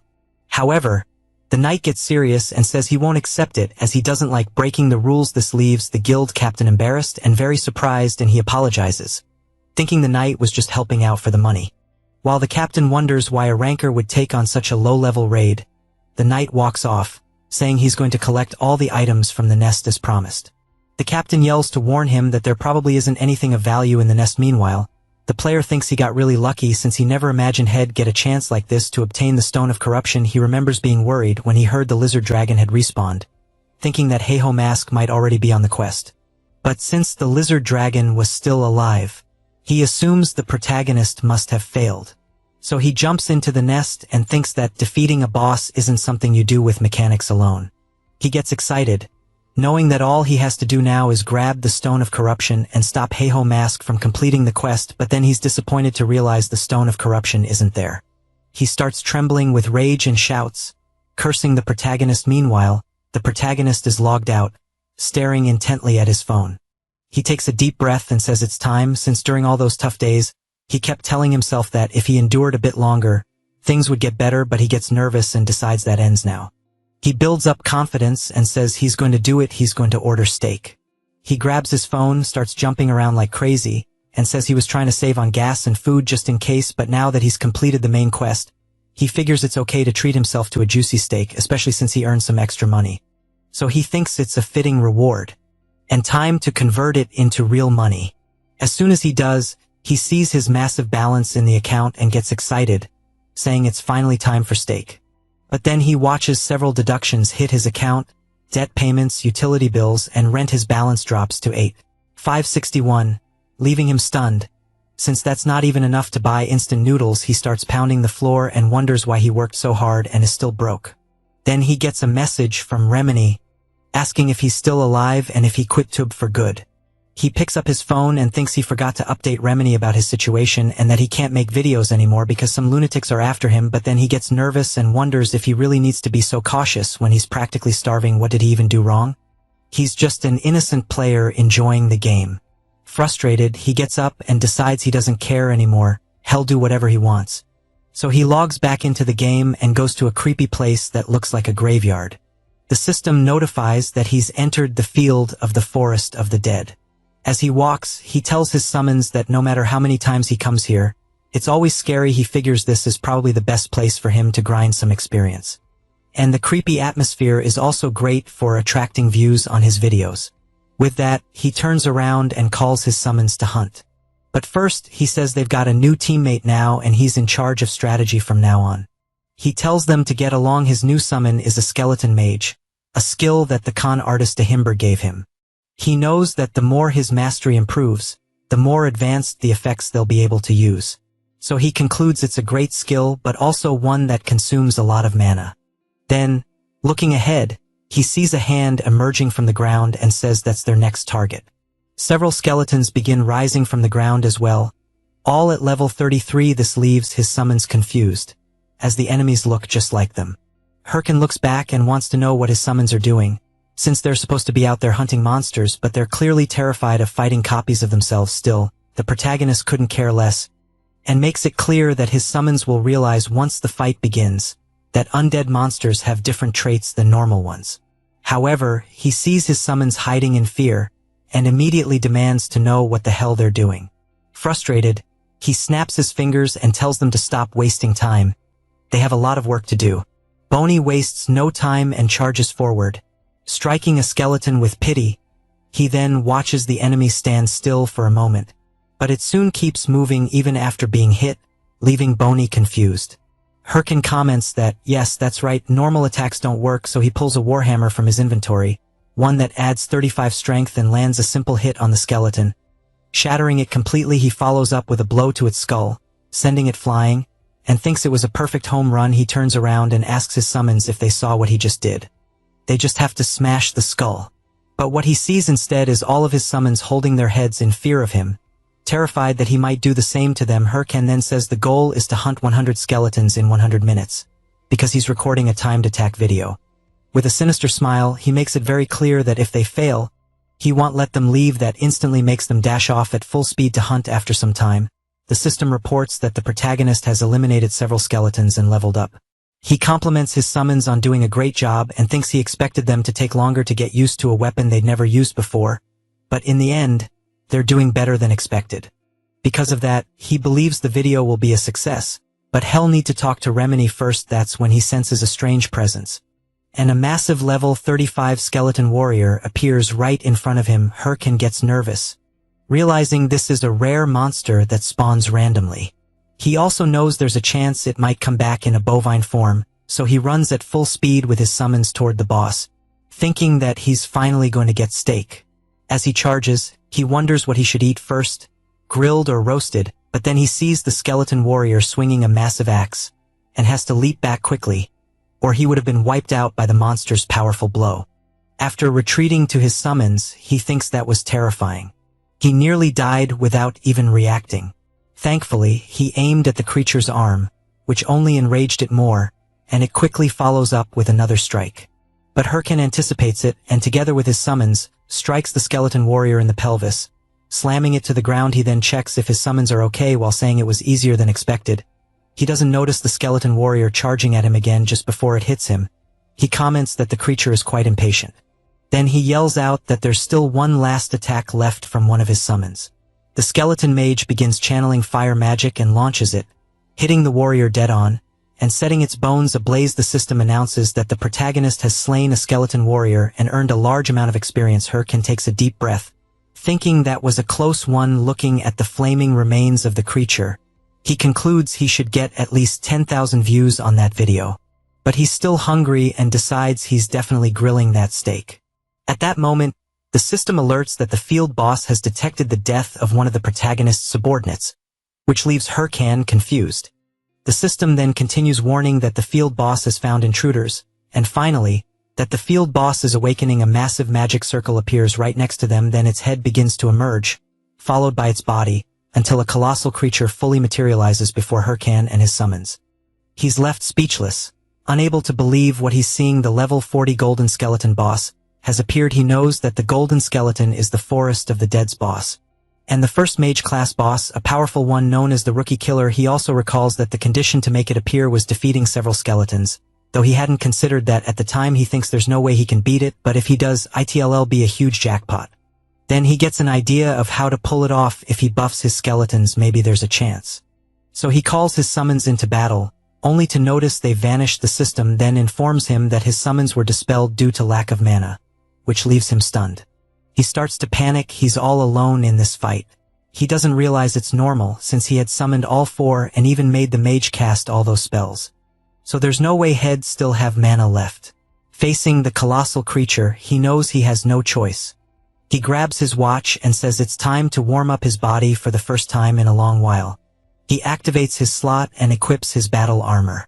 With that, he faces the boss and dares it to bring it on without hesitation. He takes the initiative and charges forward. The golden skeleton quickly begins channeling its skill, growing stronger, and once it's ready, it fires at the protagonist, who has to dodge the powerful attacks. Hurricane knows that a single hit would kill him, and yet the boss is launching multiple attacks. It's no wonder it's called the Rookie Killer. While the golden skeleton continues attacking, Hurricane realizes he has no chance of winning if he allows it to keep casting spells freely. He jumps and just before striking, thinks that all he needs to do is stop it from casting. He delivers a powerful blow to one of the golden skeleton's palms, managing to delay its attack. Hurricane notices that the boss hands are tied to its spells, so he figures he just needs to destroy all of them. At that moment, the golden skeleton begins to react strangely, and the system alerts that the field boss is staring directly at the protagonist, which confuses him. Then the system warns that the boss is seen through him and is evaluating the protagonist's skill level. After making several gestures with its hands, the golden skeleton releases an intense wave of dark, negative energy. Hurricane gets scared, wondering what the hell is happening. In a blink, he's bombarded by the boss' dark energy while running from the attacks. He tries to understand what's going on until he sees he won't be able to dodge one of them. At the last second, he leaps to the side, causing the attack to crash into the ground, but the impact launches him violently across the area. Lying on the ground, he catches his breath and questions the boss' insane attack pattern. He doesn't remember it being like this. He wonders if he's misremembering, or if the golden skeleton had hidden patterns, or maybe it just got rebalanced in a patch, like the Minotaur in the tutorial mission. That thought discourages him, since unfortunately he can't recall clearly after all. It's been years since he last hunted a golden skeleton. Still, he grabs his weapon and thinks how frustrating this is, having no skeletons to summon, and not even remembering the boss' full attack pattern. Looking up at the colossal creature in front of him, he wonders how he's going to defeat it. The boss quickly launches another attack, forcing the protagonist to dodge again. He keeps doing this with every attack the golden skeleton makes. As he gets a little closer to the boss, he thinks he can actually dodge the attacks as long as he knows their trajectory. Unfortunately, he also knows that this leaves him with no time to counterattack, so he reflects that he needs to find a blind spot as fast as possible. That's when he gets startled. The boss grabs him with one of its arms. It pulls him in and lets out a tremendous roar right in his face. Hurricane thinks he's completely screwed watching the creature channeling an attack right in front of him. He wonders how many attack patterns this thing has. But he smiles and says he has a trump card too. He uses his demonic curse skill to inflict a debuff on the boss. The system announces that the target stats will be reduced by 13. With that, the protagonist breaks free from the boss grip and charges at it. He comments that he didn't know how he'd get an opening, but the boss ended up giving him one. Then he channels power into his fist and delivers a powerful punch straight to the golden skeleton's face. A huge explosion follows from the impact. The skeleton's bones begin cracking and breaking at once, which gets Herkin completely hyped. The golden skeleton starts to fade away not long after. The system informs the protagonist that he has defeated the golden skeleton, earned lots of experience points, received a hefty sum of gold coins, obtained the title Skeleton Slayer, and leveled up. He breathes in relief as he deactivates his slot. He thinks that was a close one, certain he would have failed if it had lasted 10 more minutes. Then he pulls up his status screen and sees that he's currently at level 36 with 9 titles. His stats show 109 strength, 35 stamina, 101 intelligence, and 141 mana. He gets excited. Knowing he's reached level 36, however, he also realizes that things will get dangerous from here. Even though 141 mana is a decent number considering he invested the bare minimum in that stat, he knows it's still not enough so far. He's been pushing forward thanks to his titles and level ups. But now that he has more skills to use, it's just not sufficient after all. He increased his strength for his skeleton warriors, but what's the point if the skeleton warriors vanish?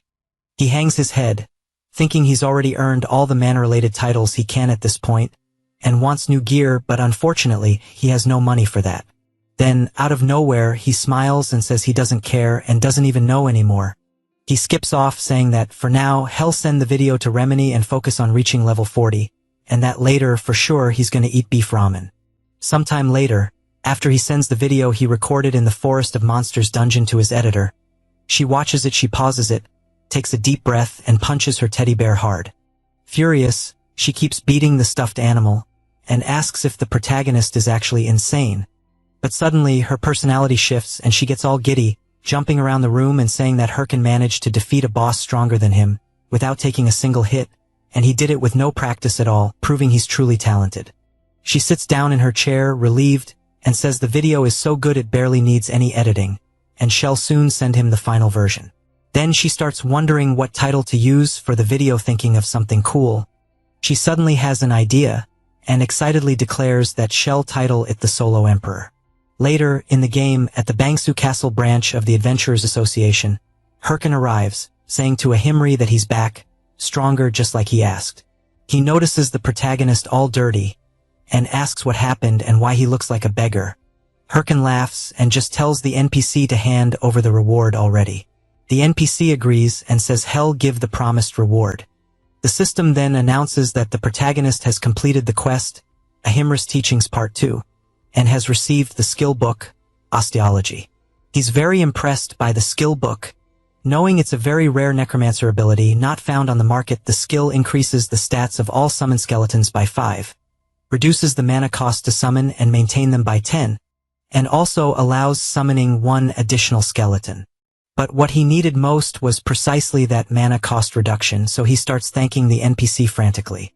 Ahimri also shows Herkin that he obtained the Corrupted Tracker Ring, and that he should use the Corrupted Stone he brought to harness its power. The Corrupted Tracker Ring is unique in the game's history, and grants 2 bonus points to class-specific stats, and 9 points to all attributes.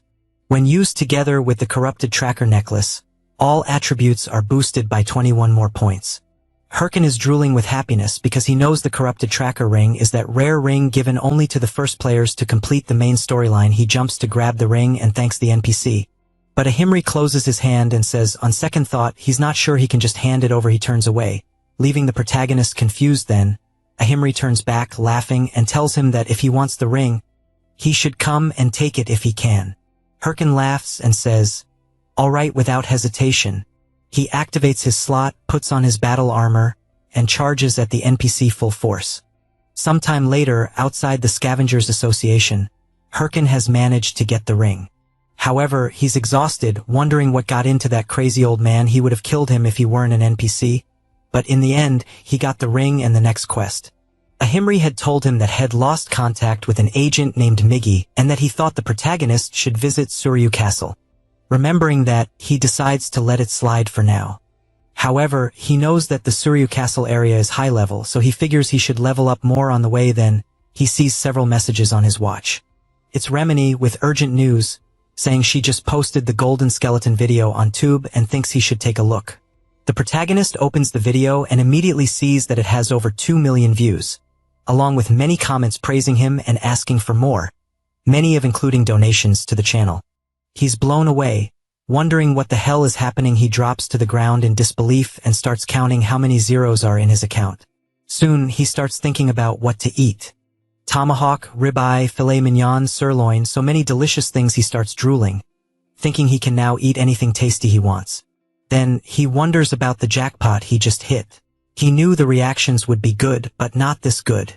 As he's thinking that he needs to log off soon, his watch beeps with a new message. It's a huge donation, and someone says they've been sending him messages. The message is from the recruitment leader of the Thunder Hunters Guild, saying they've tried reaching out several times, but hadn't gotten a reply, so they're leaving a comment here. He says that the Thunder Hunters Guild would like to officially recruit him, and asks if he could spare some time to discuss it with them. Herkin gets furious. He knows that the Thunder Hunters is Chai Sol-yun's guild, the woman who kicked him out of the game in his previous life. He then remembers how persistent they were back then, and apparently they're still doing the same thing. Furious, he flips off the message and says he wouldn't join the Thunder Hunters even if his life depended on it. But after thinking a bit more, he feels like he said this before, so he recalls his past life when he was furious and saying it was annoying as hell.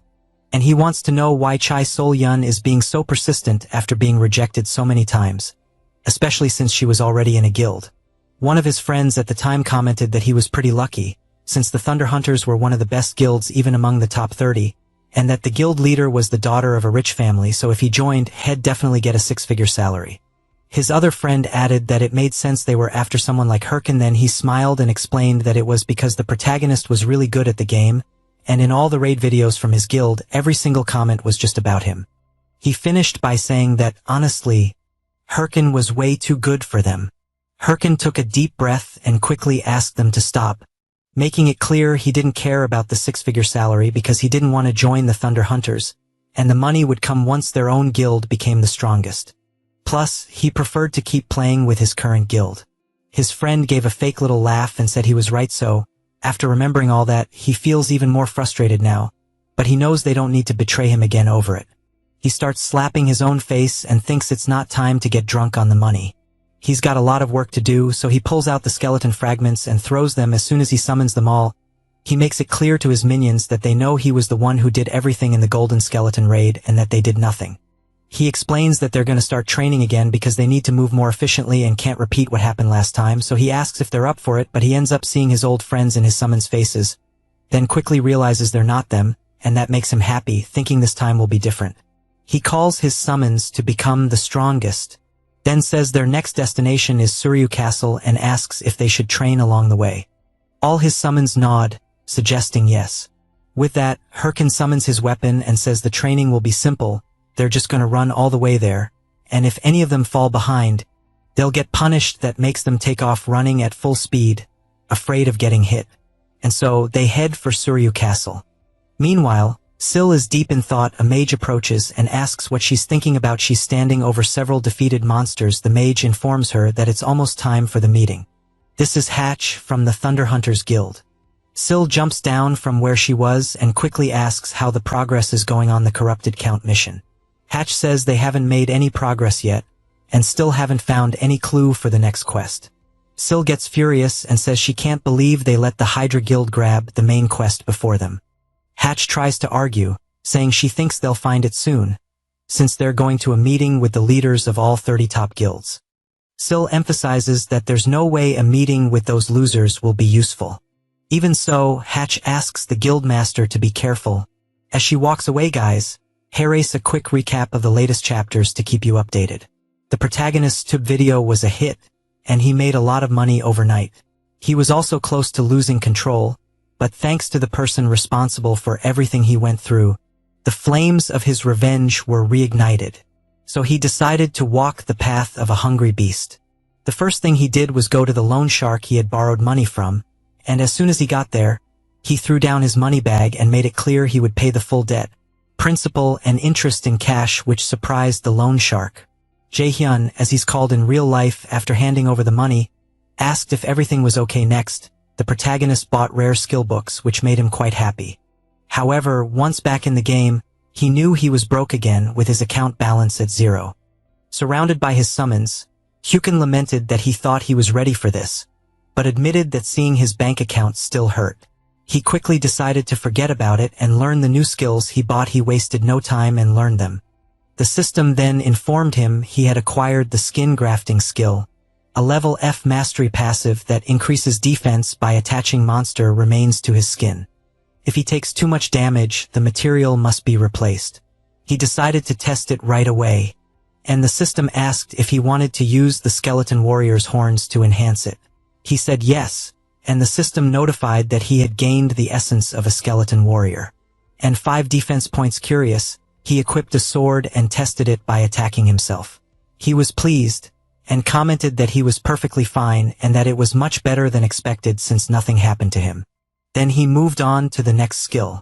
The system notified him he had acquired the Curse of Sloth skill, allowing him to cast a curse that slows the target's movements. The larger, faster, and stronger the target, the more mana it consumes and the shorter the duration. Herkin found it interesting, looked to the side, saw his summons, and tested the skill on them, concluding it could be useful in battle. Finally, he opened his last book. The system then informed him he had obtained the golem summoning skill. Herkin knew this was the hardest skill to get, and the one he wanted most. He tested it immediately, which even surprised his summons. He smiled, and seeing his summoned golem, said he could finally summon it. Then he shouted that a necromancer is nothing without golems, and judging by the size of his new summon, he knew it was more reliable than any of the tanks there. He smiled and snapped his fingers, activating his copy mode passive on the golem. He then created a bond with the summon. Knowing it had a copy mode that could sync its movements with his by combining the golem's strength with his own movements, he believed it could be ridiculously effective. However, the golem just stood still, shocking the summons and driving the protagonist crazy. Wondering why it didn't work, he questioned whether it was a bug, but then the golem mimicked his earlier movement, leaving everyone speechless. Herkin wondered if this was faster than his other summons could react, then laughed and asked himself what he should do next. Meanwhile, elsewhere, someone mentioned they thought everyone had arrived and asked if they could start the meeting. This was Nurgle, leader of the Ares Guild, who thanked everyone for coming despite being busy. Shev the Slayer, leader of the Red Bulls Guild, laughed and said he recognized a few familiar faces there. Berg, the leader of the Big Smile Guild, just takes a deep breath, while Syl, the leader of the Thunder Hunters Guild, remains silent. Berg wants to know if 29 were invited, and only 4 showed up. Shev laughs and says more people came than he expected, since they're talking about the top 30 guilds. Nurgle points out that this was really sudden, then explains that normally the top 30 warlord guilds are fiercely competing, and it's very rare to have a meeting like this one. However, he becomes serious and reveals that the Hydra Guild discovered the identity of the corrupted count and is planning a final raid in a month. Shev starts laughing and says that's insane, knowing none of the other guilds even came close, and if that's true, then Hydra pulled something off. But he's quickly interrupted by someone slamming the table. It's Berg, furious, yelling that it's all over if they let Hydra get the corrupted count, since they'll end up monopolizing all future main quests, sponsors, ads, and content. Syl tells Berg to shut up and, releasing her power, says that if he's scared, he should just sit quietly and not bother anyone. Berg doesn't like that at all, quickly equips his claws and asks if she wants to fight. Shev asks them to calm down, saying they're not here to fight. Nurgle agrees with the blonde and makes it clear that a fight between them would only benefit Hydra then. Nurgle emphasizes that this is exactly why he's proposing an anti-Hydra alliance. The 4 guilds present will agree not to fight until the corrupted count missions are finished, and will share all info about him. He then asks if anyone opposes his idea. Shev says he's not a big fan of alliance schemes, but thinks there's no other way. Berg makes it clear that if they don't stop Hydra, they're screwed. Nurgle concludes the meeting, but Syl, without saying a word, clearly didn't like any of it. Later, outside the game, someone's taking a shower. It's her, thinking the meeting was humiliating since they couldn't even defeat the Chapter 1 boss alone, and had to join forces with other guilds, but she knows there's nothing she can do for now because if Hydra gets the corrupted count first, they're done. So, for now, she knows it's time to lay low and wait for the next chance. She picks up her phone and tells someone to order all guild members to keep an eye on Hydra and report any strange activity, because the corrupted count will be theirs no matter what. Meanwhile, inside the game at the Tsuryu Castle branch of the Adventurers Association, Herkin is surprised, wanting to know what's going on. A guy says he already asked him to go to the Barbara Forest. He explains that's where Agent Miggy disappeared, and that the protagonist should search the area for traces. Herkin says he knows the Babaru forest is full of level 70 monsters, a dangerous area, and that he could die instantly if he goes there now. The adventurer sighs and says that's exactly why he's asking him. A disciple of Ahimbri, he then makes it clear that if the protagonist refuses, he'll lose his status as a corruption tracker, which scares him even more after leaving the association.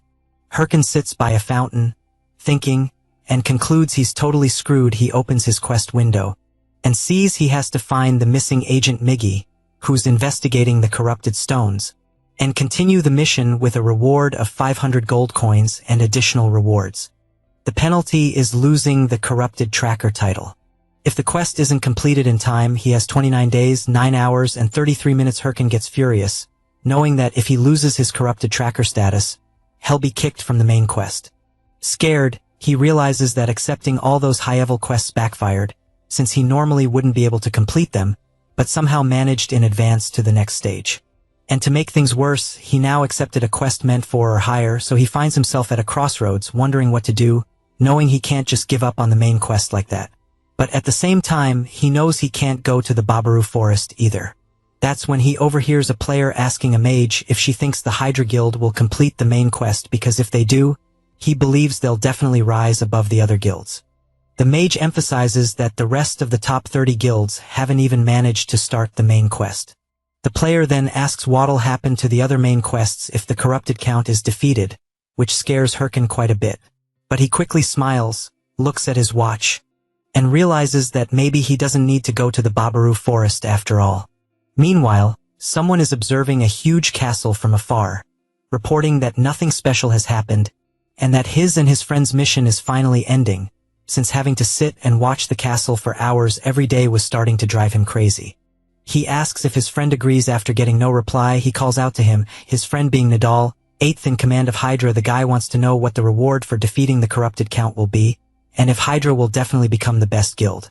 Nadal clearly says not to get ahead of themselves. He adds that it's not over yet. As their mission is to secretly monitor the corrupted count's castle, he explains they can't let their guard down or leak info, because true professionals know how to stay calm. Then, out of nowhere, a player runs up shouting that he's found Nadal, which makes him furious. Asking what the hell is going on, the player is Kim's, rank 3 of the Red Bull Guild, who smiles and says it's been a while. Nadal, shaking with rage, demands to know what a Red Bull member is doing there. Kim says the boss on that mountain is high level, so he came to defeat it. He then asks if that's what they're there for. Nadal looks at his friend, knowing they can't reveal their real mission, and replies that yes, that's exactly why. But Kim's walks up and asks why he looks like he's dying to take a dump, which enrages Nadal even more, yelling that it's not true. Kim's turns and says he's leaving, and tells Nadal to feel free to go relieve himself, making him even crazier with rage, screaming that he already said that's not it. So Kim's walks away while Nadal yells at him to come back. After walking a bit, Kim's taps his watch and informs someone that the 8th in command of Hydra is there, and that it looks like the lead they got was true. Shev and Yell are listening as Kim's passes on the information. The leader says it's unbelievable that the anonymous lead about the corrupted count's location was accurate. Yell says she was sure it was a prank, but in the end, they sent Kim's just in case, so she points out that they were given such important information way too easily. She wonders what the motive is. Shev says he doesn't know, but maybe it's someone inside Hydra holding a grudge against their own guild. Kim's chimes in, saying they're not really in a position to be picky about things like that, since they were about to lose everything to Hydra. So he asks if he can start a fight to buy them some time.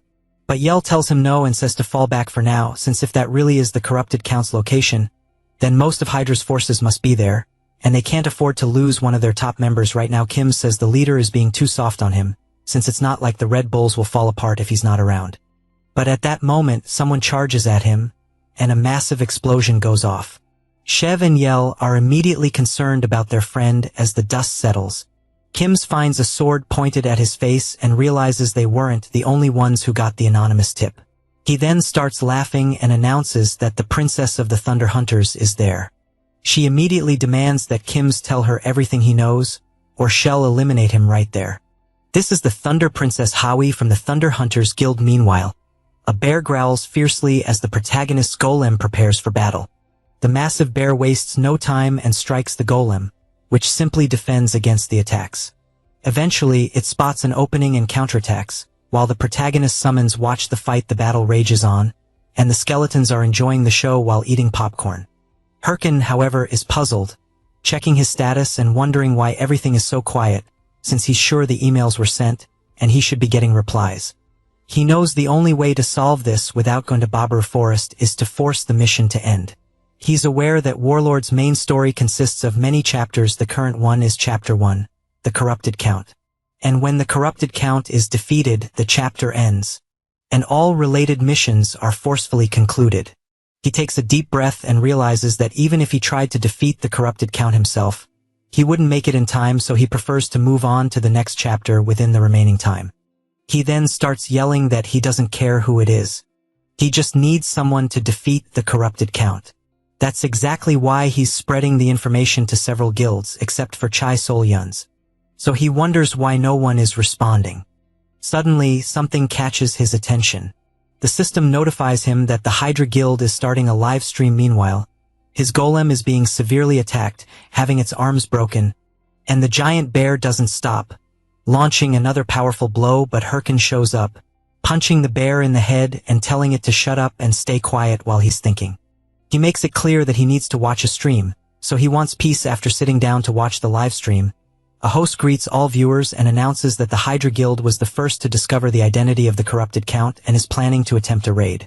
The planned date for the raid is Herkin hopes it's sometime this month. Then the host says it'll be in 3 days, which really surprises the protagonist. The stream ends and he comments that it's sooner than expected. But not shocking, just as he predicted, he starts laughing like a maniac and thinks this is perfect. He then orders his golem to resume fighting the bear. While they fight, he remarks that Hydra probably got nervous because he spread the info to other guilds.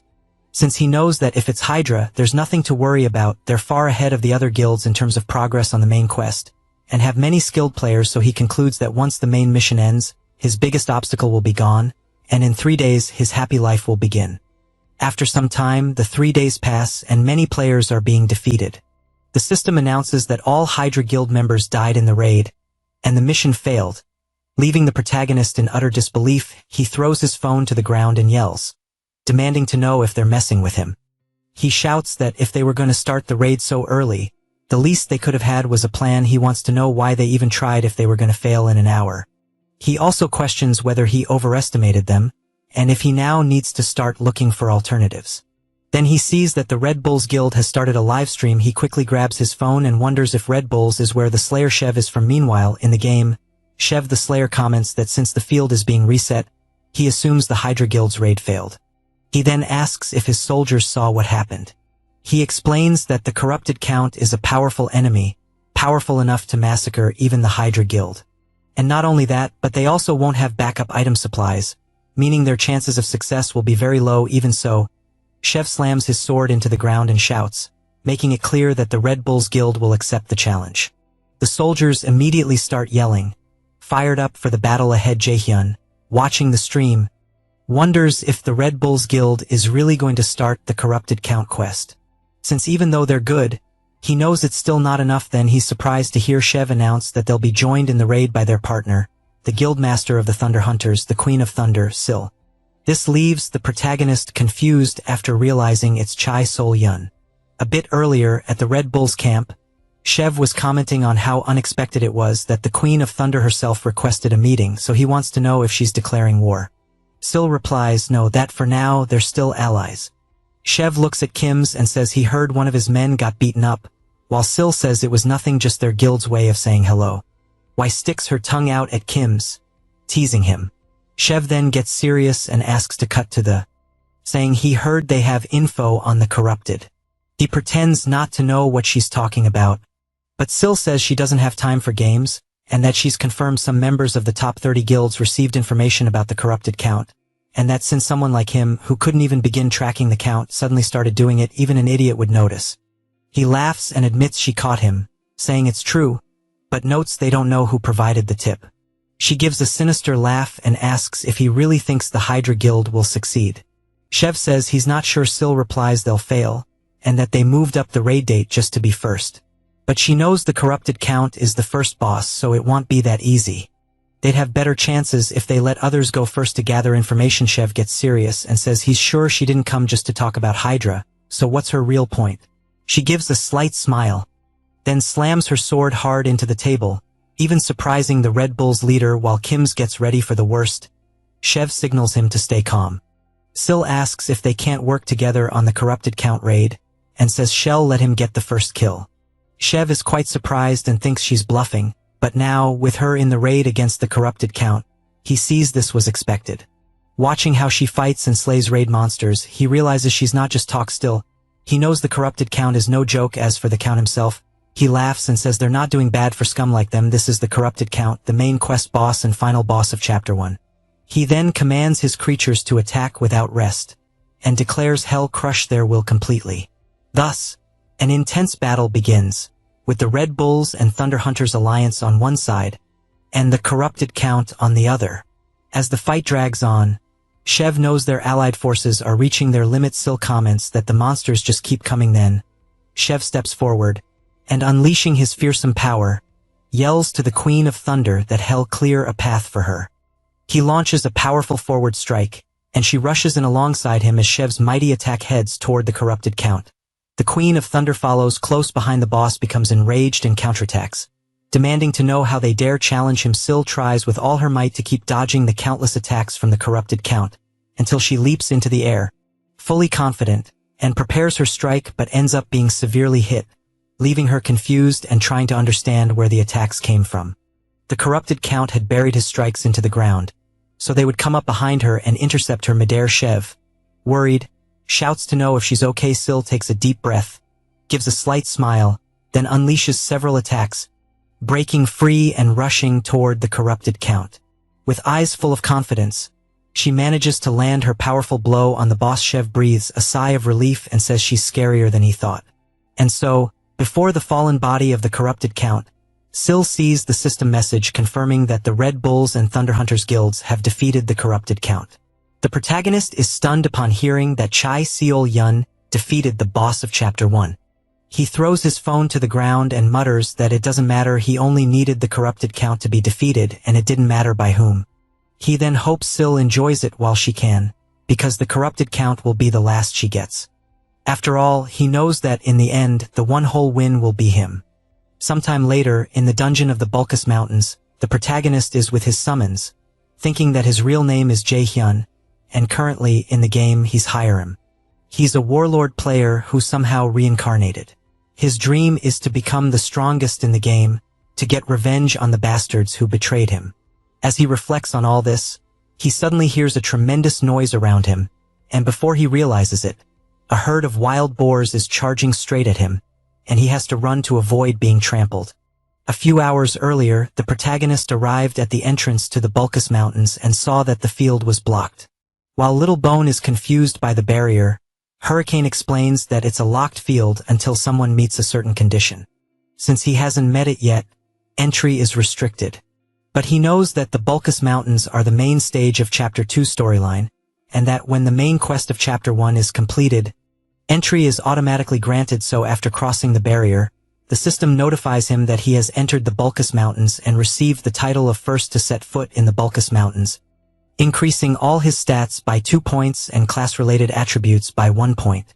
He gets excited and thinks, just as expected, no one else had discovered it yet. He calls his summons and declares that it's his time to shine, but he quickly comes face to face with several monsters. The monsters in question are all wild boars, level 60, fierce beasts that roam in packs. Hurricane, being only level 41, is shocked to encounter them right away back in the present. The boars are enraged and charging after the protagonist, who keeps running and wondering how he got so unlucky and how the hell he ran into those boars as soon as he entered. He also thinks some people have probably already noticed the blocked field is now open, so he can't afford to waste any more time there. He knows his chances are low, but still, it looks like he has to try. So he shouts for his summons to activate their helms and charge at the boars. However, the creatures are so strong that they easily defeat the protagonist's summons. As Hurricane retreats, thinking his summons were wiped out in a single hit, the system notifies that the skeleton warrior has been destroyed after taking too much damage. The protagonist then smiles and says, that was just bait. He activates his sloth curse skill on the massive wild boars he approaches and tells them they won't be able to move for a while. Then, drawing his sword, he charges in and says it's time to pay for destroying his skeletons. until he steps on a banana peel and face plants right in front of the massive beasts. Then, another banana peel falls onto his head. Hurricane grows furious, demanding to know what the hell is going on and where the banana peel came from. Up on a tree branch, a monkey is laughing. It's a level 50 armored monkey, a monster known for playing tricks on humans. Hurricane gets even angrier, quickly stands up, and tells the monkey to wait, because he's about to get beaten up, but then the system notifies him that the effect of the sloth curse has worn off. He turns around in a panic, thinking this is IRL bad. Just then, a bright flash comes from his direction and completely shatters the wild boar's head. Hurricane is startled. Trying to understand what just happened up in a tree, someone is firing a crossbow, releasing countless arrows that, in a blink, brutally wipe out several wild boars. Hurricane, amazed by how easily the monsters were taken down, wonders how it's possible with just one shot. Then the mysterious person approaches and asks if the protagonist is hurt. Hurricane turns and sees an old man, wondering if it could really be who he's thinking. Meanwhile, at Suryu Castle, two adventurers are surprised by what they see ahead. One of them notices a knight leaning against the wall and asks if that's the White Mamba's armor set. The other responds that it looks like it, and then asks if the person they're seeing is a ranker. The knight, visibly impatient, adjusts his glasses and asks if his companion has found the identity of the informant. A mage steps out from the shadows and says no, that none of the guilds know who sent the information. He adds that it makes sense after all. We're talking about someone who knew the identity of the corrupted count and was willing to give that information away for free. So how are they supposed to find someone like that? The knight also wants to know about the Haho mask. If his friend has any updates, the mage replies that he's just posting regular hunting videos, and that it seems to be something about giant bears. The knight begins to get angry while the continues, saying there's no way a newbie who just started the main storyline could be behind all this. He then asks where the knight's next assistant job will be. The knight says it'll be with the Sweepers Guild. The mage, frustrated, comments that it looks like they're going to be really busy again. The knight assures him he'll handle the assistant job, and asks his friend to focus on finding the person who leaked the information. He emphasizes that they don't know who this person is, but swears hell make sure they pay for destroying the balance of the world. Later, in a humble cabin in the Bulkus Mountains, the old man who saved the protagonist from the boars asks if he's really a disciple of the mage Ahimbri. All excited, Hurricane replies that he is, and thinks to himself how lucky he was he never thought he'd run into Ma Wang, the main NPC from Chapter 2's central storyline. The old man says that luckily he found the protagonist in time while out on patrol. Hurricane knows that Ma Wang is skilled enough to have once been the prince's sword instructor, but was expelled due to an unfortunate event. After that, he became the captain of the guards who protect the Bulkus Mountains. That's why Hurricane knows for sure he had to find this NPC in Chapter 2, and feels incredibly lucky. Ma Wang tells the protagonist that he should go back, which confuses him, so he asks the old man to clarify. Ma Wang explains that he doesn't know what brought Hurricane here, but there's nothing in that place except monsters. So again, he urges him to go back before something worse happens. Hurricane smiles and says the corrupted count is dead. He thinks to himself that there's no point in the old man playing hard to get, since he already knows how to enter Chapter 2. He then adds that even with the count's defeat, there are still corrupted monsters out there, and that he was tracking the source and ended up here. He then wants to know if the old man knows anything about it. The old man says he has something in mind, but no evidence yet, which is why he asks if the protagonist could help him gather some. With that, the system notifies that Hurricane has obtained the title of first to contact a Bulkus watchman, and also the title of initiator, granting him an additional 14 attribute points. Hurricane gets excited after learning he received 2 rare titles, and tells the old man that he can indeed help. Mong asks the protagonist to first calm down and then investigate the monsters near the area. Thus, the quest The Bulkus Watchman's Request is created, and Hurricane must defeat 50 monsters in the Bulkus Mountains with a reward of 500 gold coins and increased trust from Maung.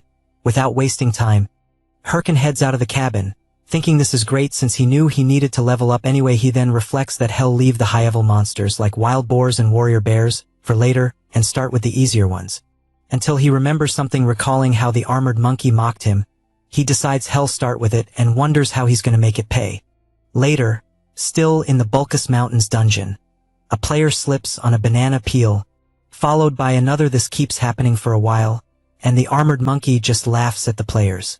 Then another player starts walking by, and the monkey immediately sets its sights on its next victim. He gets ready, but Herkin suddenly appears behind it and says he finally found it. The monkey turns around awkwardly, and the protagonist, with a bizarre expression, says he's going to eliminate it. Without hesitation, he grabs his sword and charges at the creature. However, the armored monkey easily dodges all of the protagonist's attacks.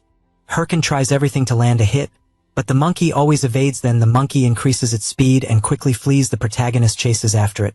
Furious while chasing the creature, he thinks about how annoying the monkey is so fast, and the trees keep getting in the way, making it hard to attack. So he stops on a tree branch, prepares an attack, and throws his sword at the monkey. The creature notices the attack coming and gets really scared. The protagonist's sword hits, but it lands right beside the monkey, scaring it even more. The creature starts laughing at the protagonist, but Herkin makes it clear that the sword attack was just a distraction. Right then, his golem appears and delivers a powerful punch, causing massive destruction. Herkin watches from afar, and it doesn't take long for the system to inform him that he has earned the title of being the first to hunt down and eliminate an armored monkey. Herkin is pleased, and thinks it's time to start hunting more of them. Meanwhile, several cameras are snapping photos, as Shev the Slayer and Sil the Queen of Thunder are there. They shout out congratulations to the Red Bull Guild's Red Bull, and to Sil from the Thunder Hunters for completing the first chapter's boss raid. Then, a reporter player approaches the Queen of Thunder and asks if She'd like to say something. She gives a slight smile and says she thinks they were really lucky this time, but they'll keep working hard to bring good results in the future. However, off-camera, she looks displeased. Howie, walking with the Queen of Thunder, says she's the best. Then, he admits he thought they were done for when the last wave of monsters came, but then she appeared, jumped in alone, and defeated the corrupted Count. Sil says she was lucky, and emphasizes that they couldn't have done it without the Red Bulls. Still, she knows that to achieve a full victory, need the skills of the player known as Heiho Mask. Disappointed, she asks Howie to call Hatch. Shocked, he yells, wanting to know why the Queen of Thunder would need that loser. Sil becomes serious and makes it clear that there's something they need to hunt. Meanwhile, something is breaking, and the system soon informs that the protagonist's equipment durability has dropped to 0 and was destroyed. Herkin looks at his sword in frustration and thinks it's time to look for new gear. But he knows the problem is that he has no money. So, he concludes that his only option is to try for gems, since he knows they have a very low drop rate for monsters and are used to craft items. For example, the Green Goblin gem grants 1 extra point of dexterity, the Werewolf gem grants 2 extra points in the attack attribute. They also have additional effects depending on the monster they drop from. He then thinks that gems dropped by armored monkeys are great for making equipment. With that, he summons his creatures and shouts that they're going to hunt every last armored monkey. 9 hours later, Herkin is devastated, as he had no success in getting any gem drops.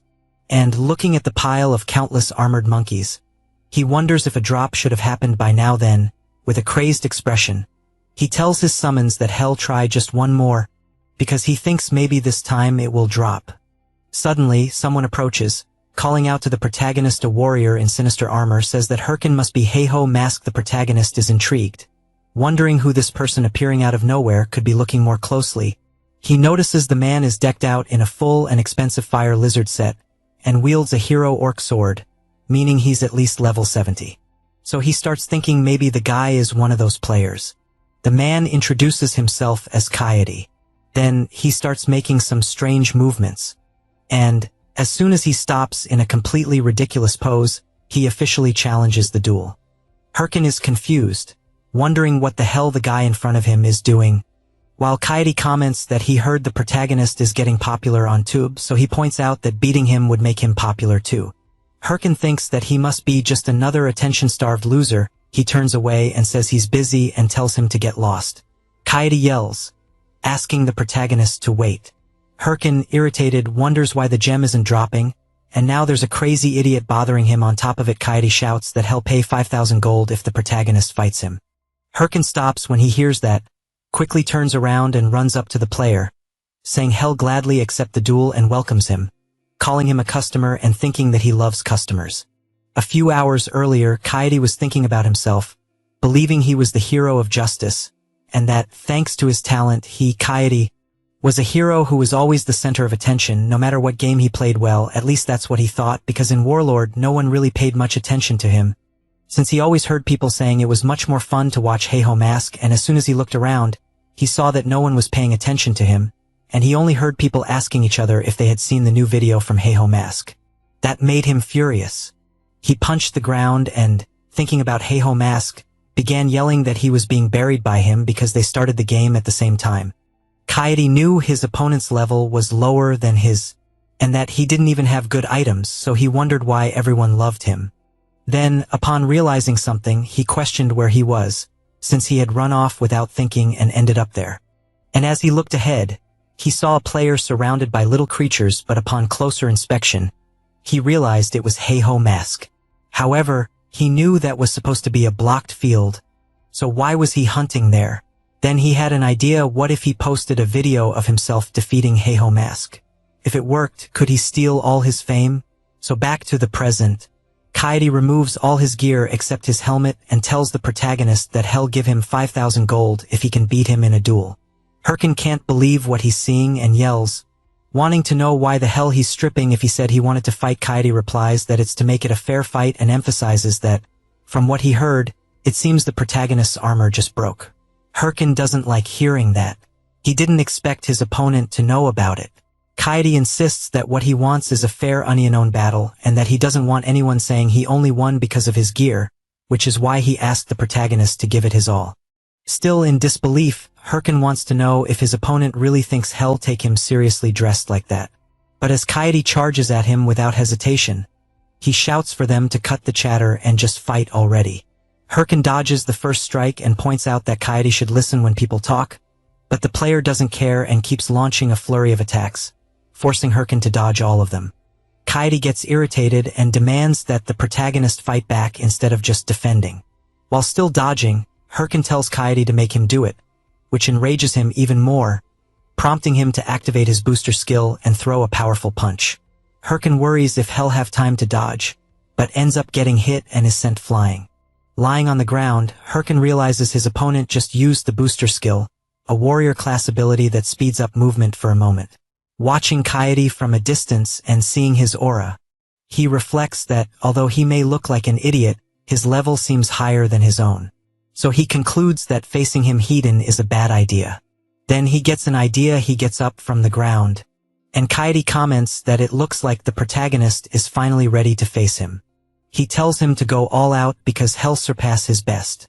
As he charges again, yelling that he's going to show everyone he's stronger than Heiho Mask, he activates his booster ability once more. But Hirkin throws dirt at Kaede's eyes, and while he's distracted, the protagonist sweeps his legs out from under him, making him lose balance and tumble to the ground. Hirkin makes it clear to his opponent that, if his strength stat is higher, he just needs to overcome it with his own skills. That said, he lands a powerful kick to Kaede's face, followed by a strong uppercut, launching Kaede hard into a tree. The player trembles with rage, calls Hirkin a coward, and demands to know how he considers what he just did a skill. The protagonist responds that no one cares about that when fighting for their life. Hirkin laughs and makes it clear to Kaede that he lost because he'd rather stick to his pride than focus on winning. Then, he activates his skin grafting skill, Armored Monkey Hide, and the system immediately notifies that the protagonist has been strengthened with the Armored Monkey's attributes. Kaede becomes very worried and thinks that if he's hit by that, he'll definitely die with a sinister aura. Hirkin tells Kaede that he's the one who started this fight, so he better be ready for it. As he charges toward the player, Kaede starts screaming, asking the protagonist to wait. Then he starts crying and says he surrenders. However, the protagonist can't stop his attack, and a massive wave of destruction follows. Fortunately, and luckily for Kaede, Hirkin manages to change the direction of his blow, hitting right beside his opponent's head. The tree and everything behind it are completely destroyed. Kaede trembles in fear, thinking it was so terrifying that he almost forgot he was in a game. Hirkin laughs and tells Kaede to hand over the 5,000 gold already. However, he adds that he's sure his opponent would prefer not to be forcibly logged out for 2 days, so he suggests they settle things peacefully from now on. Kaede removes his helmet and shouts that Heiho Mask is an amazing guy. He also says the protagonist is so strong and impressive, which scares him, wondering what's gotten into this guy. The blonde emphasizes that he, Kaede, admits defeat and hands over the 5,000 gold he promised, along with his sword. Hirkin looks at the sword in his hand and realizes it's the hero orc sword, marveling at it, saying he knows it grants plus 66 strength, plus 66 vitality, and also ignores 9 of defense, and figures it must be worth at least 15,000 gold at auction. However, he tries to stay calm and asks why the blonde is giving him such a rare item. Kaede smiles and asks the protagonist to consider it a token of his gratitude. He then explains that he had been blinded by popularity all this time and didn't work hard to actually get stronger, and that Hirkin made him realize that. With that, he strikes a ridiculous pose and asks the protagonist to please accept it, emphasizing that he's truly worthy of becoming his brother. Hirkin is dumbfounded by the scene before him and wonders if that's really the reason he gave him the sword. But he also knows that while Kaede may seem like an idiot, he might have a cool side still. He kicks the blonde and asks if that's what he thought he was going to say, then tells him to go to hell and fuck off. He then tells his summons to get him. Later, Kaede is left with a swollen face after getting thoroughly beaten. He tries to explain again, saying his full name is Don Kaede, and that he'll return when he becomes worthy of being the protagonist's brother. As Hirkin walks off with his summons, Kaede continues shouting that he'll be looking forward to the day they meet again. The protagonist smiles and comments that it looks like Kaede is having fun with the game. Then, changing the subject, he starts laughing like a madman while looking at his new sword and says that now that he's got it, he won't need to hunt armored monkeys anymore. He reflects that now he should be ready to take on the next quest, but suddenly turns with a calm expression and asks his summons if maybe he should just hunt 100 more armored monkeys because he feels like something really good will drop this time. All his summons hate the idea and start grabbing him, trying to stop him from going after that. After returning and handing in the requested items, NPC Ma Wang says it was 950 armored monkeys, 100 four-fang wolves, and 76 venomous lizards. He praises the protagonist, saying he did a great job, adds that the investigation is progressing well thanks to him, but wants to know what's with that expression on the protagonist's face. Hirkin gets embarrassed, apologizes, and says he was just thinking about how to spend the money he earned. Wang stands up and says that since the next quest will be especially dangerous, he points to the map and explains that near the mountain peak, a warrior bear has appeared. He adds that warrior bears are about 4 meters tall and are equipped with armor like human warriors, so he emphasizes that if the protagonist can find out where they're getting their weapons from, it would greatly help in discovering the identity of the corrupted one.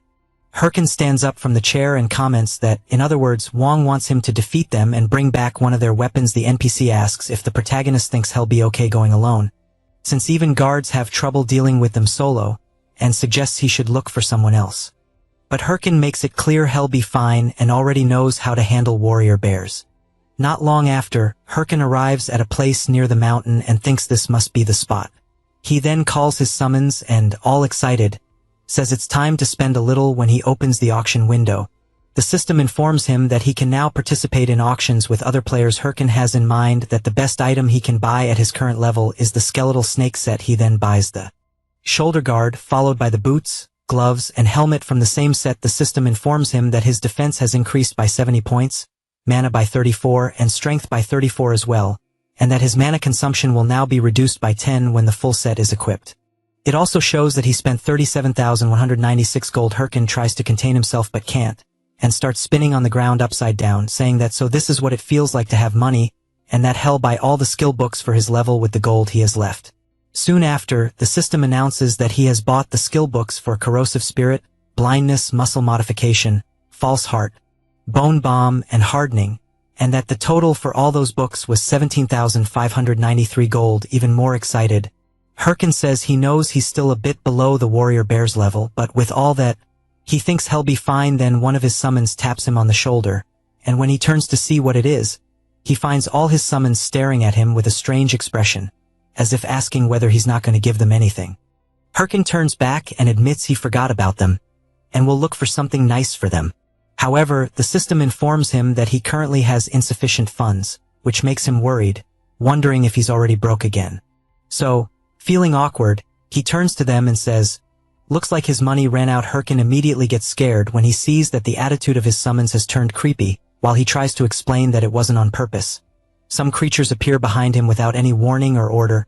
His summons charge at the creatures, while the protagonist shouts that maybe he'll get more money when they eliminate them. Hirkin feels a bit relieved watching his summons finish off the boars and thinks, thankfully, some wild creatures showed up at the perfect time. A few moments later, the last wild boar is tied up with a very sad face, and Boney is licking his sword with a very sinister look.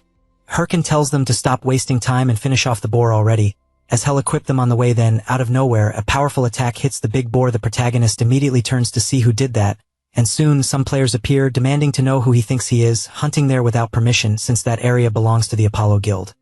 Herkin pauses and, looking at the players in front of him, concludes that they're just another bunch of losers. The guys introduce themselves. One says his name is Zhang, the other Wang Zhang, and finally the last one Il Zhang, and they declare they are the great trio of the Apollo Guild. Herkin laughs and says he gets it, but without any mercy or pity, he quickly launches several consecutive attacks on all three. He then makes it clear they're just a bunch of losers trying to annoy him, turning away.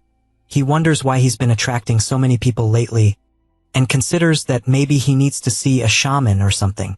As he leaves with his summons, saying he just wasted his time there, the players are left trembling on the ground, but Wang Zhang, using what little strength he has left, thinks that the protagonist actually dared to lay a hand on his guild, and that they'll make him regret it, so he taps his watch and reports everything that happened to his superiors.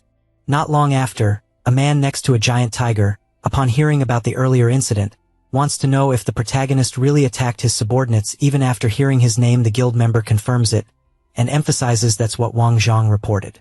The guild leader then tosses a gold bar to the member, and orders him to bring the protagonist in. No matter the cost, he then makes it clear that Hell make him pay for disrespecting his name. Meanwhile, Herkin is impressed, seeing a beautiful view and realizing he's reached the area where warrior bears spawn.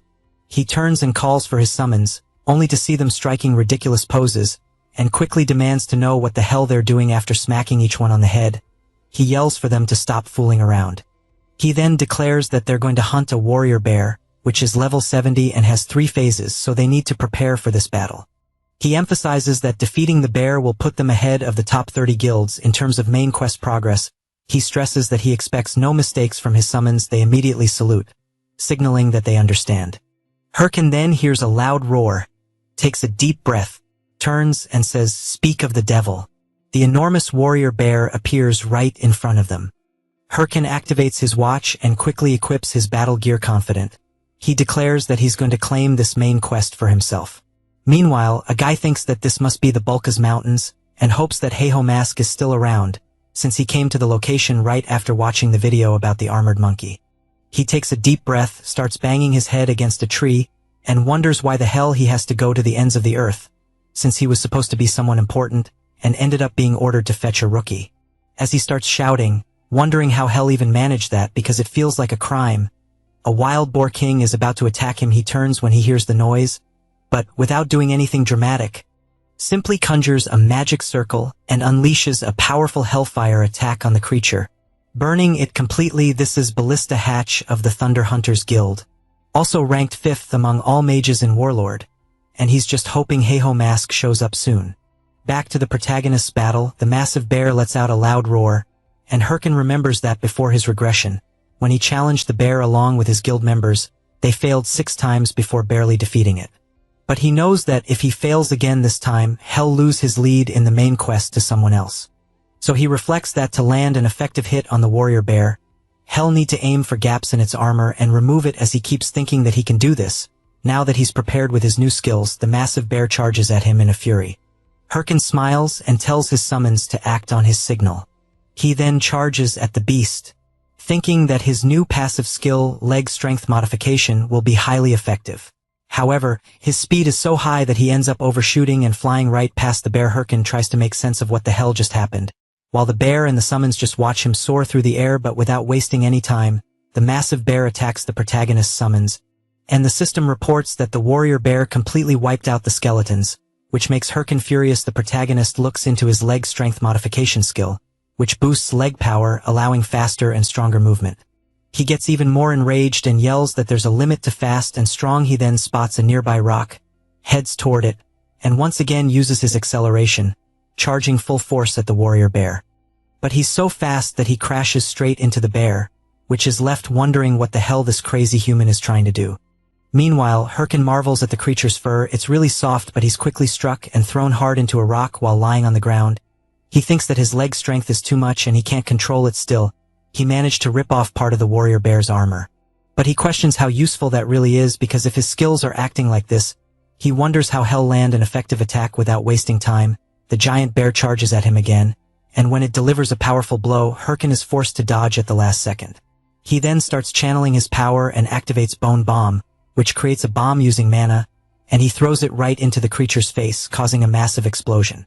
However, it only enrages the bear even more. Herkin starts to panic, thinking this is way too hard and that ever since it came to this, he might have to give up on direct attacks, so he uses his mana to restore and summon his skeletal warriors again. He then states that he has no choice but to fight like a proper necromancer, but he quickly notices the strong distrust in his little summons' faces. So he shouts that this time he'll do it properly. Next, he summons his golem, which immediately appears and attacks the massive warrior bear. The bear doesn't stand still. It strikes the golem with its powerful attack. Herkin smiles, thinking he still has one last card up his sleeve. He then uses the hardened skill on the golem. Making it more durable with that, he snaps his fingers and orders his summons to attack. They quickly charge at the bear, whose sword is being held back by the golem. The skeletal warriors manage to land their hits, but this only serves to make the creature even angrier. However, Herkin makes it clear the bear shouldn't be mad yet. There's still one big attack left. He then yells for his skeletal mage to finish it off, but both he and the warrior bear get caught in the flames of the skeleton mage's attack. Herkin can't believe he got hit too, so he turns furiously and shouts, calling his summon an idiot and saying it was supposed to wait until he got out of the way. At that moment, the warrior bear lets out a massive roar, and the system reports that the creature used its battlecry skill, allowing it to recover 50 of the damage taken, and it quickly charges at the protagonist, who's still distracted by his summon. Herkin takes a deep breath, turns around laughing, and declares that he doesn't care about strategy. Brute force and numbers are always the best option. Then he throws multiple bone bombs at the bear, causing an overwhelming explosion visible from far away. The summons can't believe what their master is doing, but he doesn't care and continues bombing the warrior bear nonstop. Time passes on top of the fallen creature.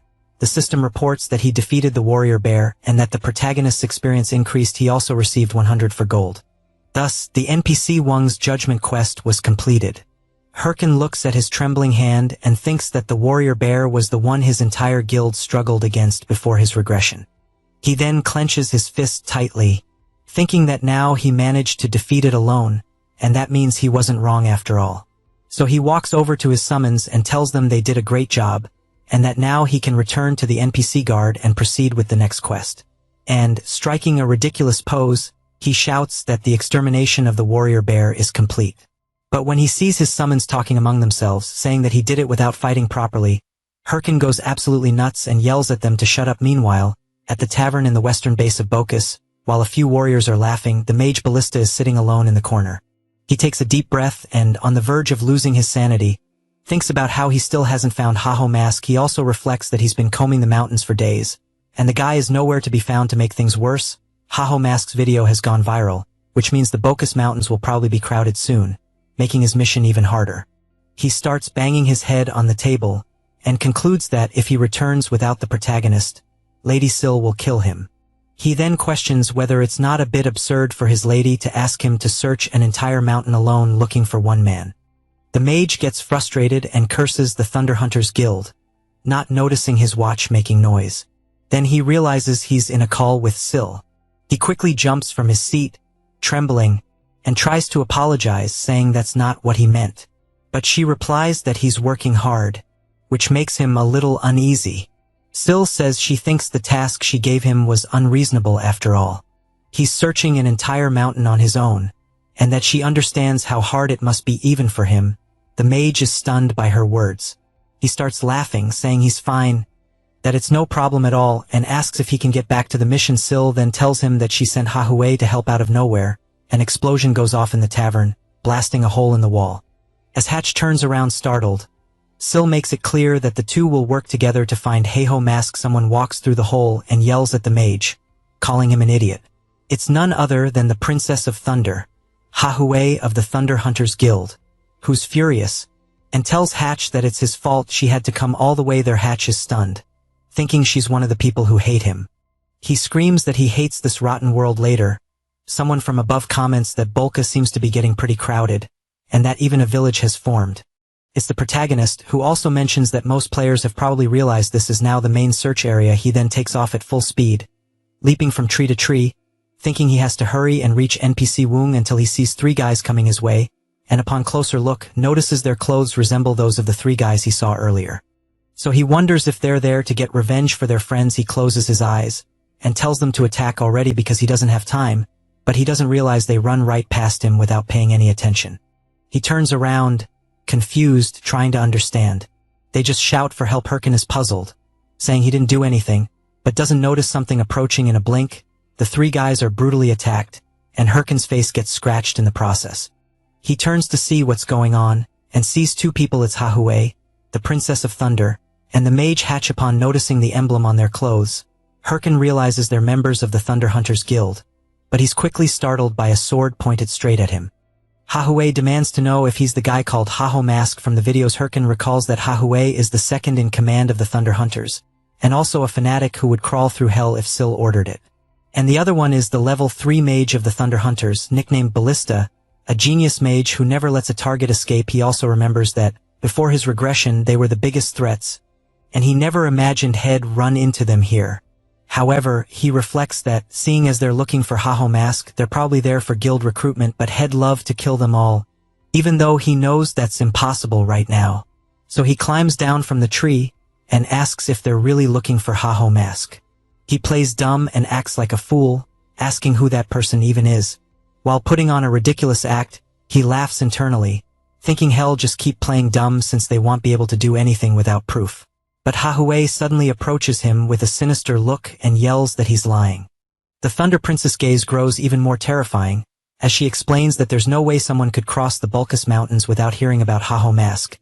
Especially since that idiot's video hit 20 million views. She emphasizes that the hood the protagonist is wearing reminds her very much of Haho Mask, which is why she really wants to know if he's the one they're after. Herkin gets nervous, realizing she's very sharp. The mage steps in and tells them to stop, saying that's not the issue right now. He then points at the Thunder Princess' forehead and yells that the problem is her. He starts ranting that she destroyed the inn, killed people just because she thought they were suspicious, and now he wants to know how she plans to fix all this, since everyone knows their guild and they won't even be able to deny it. Hatch starts shouting even louder, demanding that she apologize quickly before the guild's reputation takes a hit because of her. Hahui also gets flustered and yells back, asking why the hell she should have to apologize.